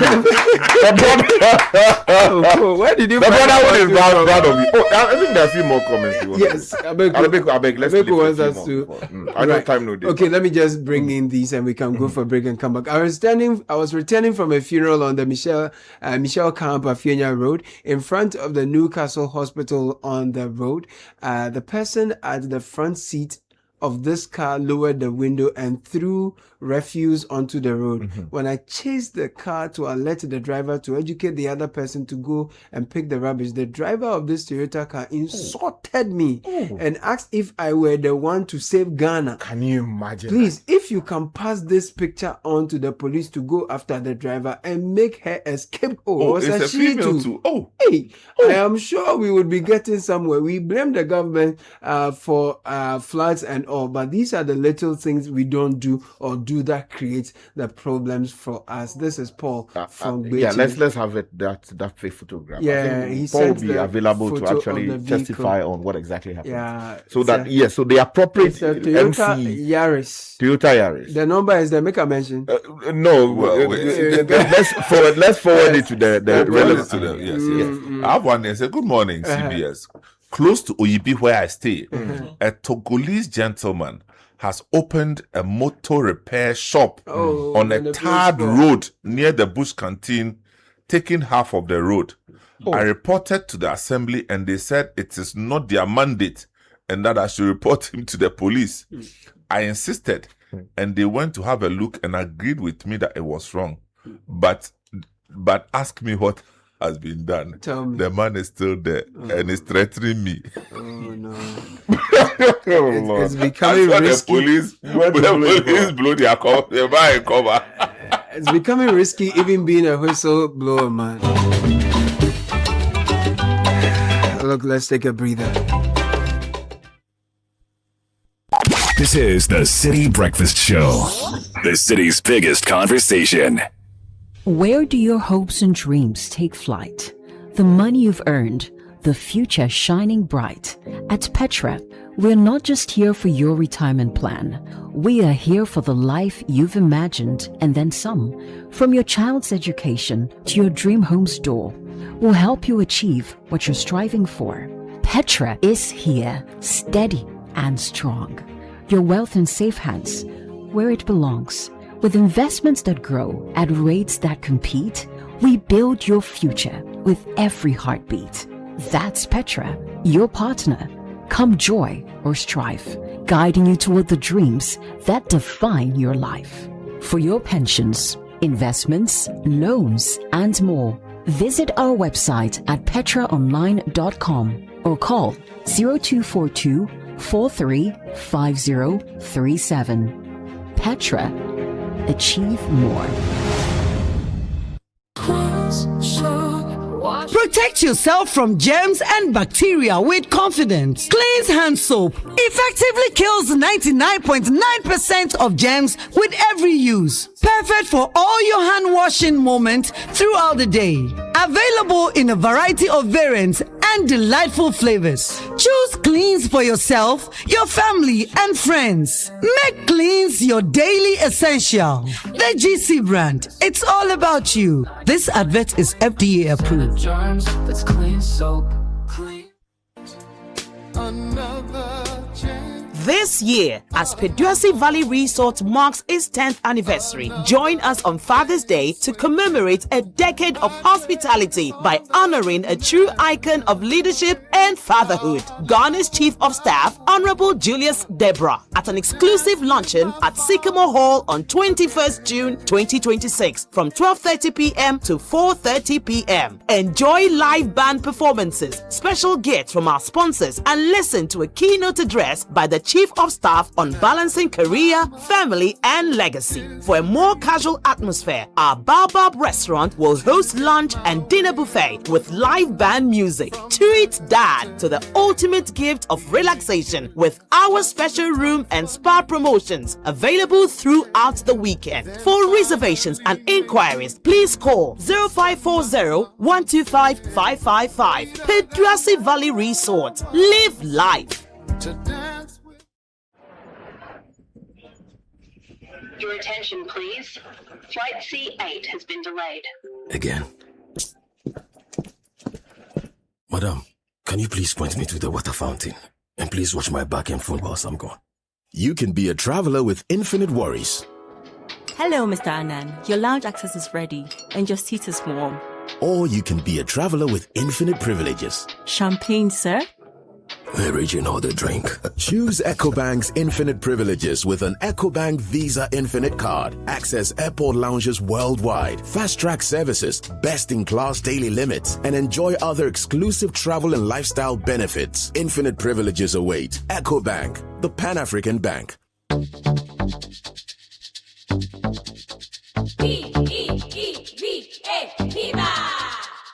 Looking for a burst of flavor in every sip? Discover the refreshing taste of Piva beverages. Enjoy the classic Piva Cola flavor, perfect fit anytime. How about a fruity adventure? Try our delightful Piva orange fruit drink packed with recognized citrus flavor. Craving something exotic? Our Piva cocktail fruit drink brings the tropics to you. For a sweet and juicy treat, grab our grapefruit drink and don't miss out on the refreshing Piva Tangerine fruit drink, bursting with tangerine flavor. Piva Cola, Piva Orange, Piva Cocktail, Piva Grape, Piva Tangerine. Grab yours today. Available now at your local store. Call us on 055-00-322-31. Piva, a taste you love. This advert is FDA approved. P for Piva. The Citi Breakfast Show. Rise above the noise.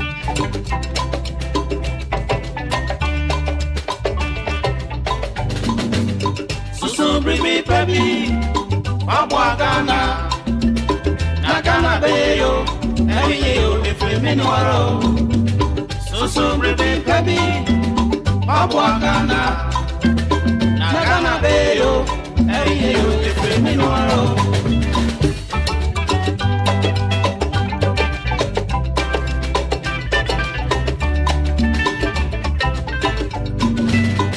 Mangana, Adeshe Mama, Mama, Woman, swear. Mama, and Fabia, Kuyani, Odo, and Fansumi, and many.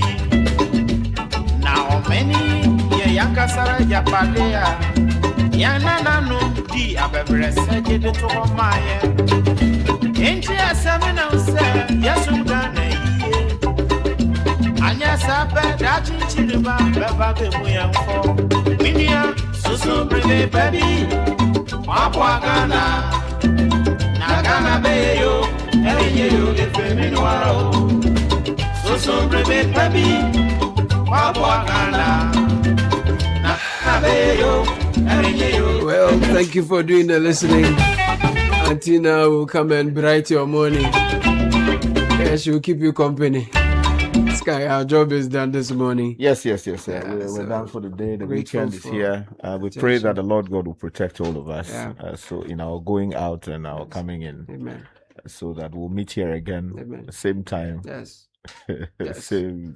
Yes. And the performance of Nanaya and Pimdako entry. The birthday boy.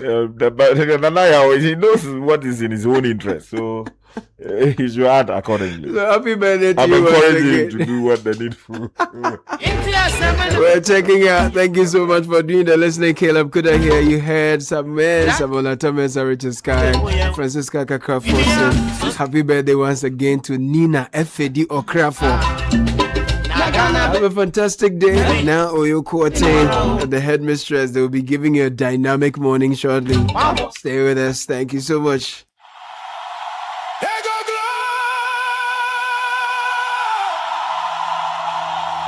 Here go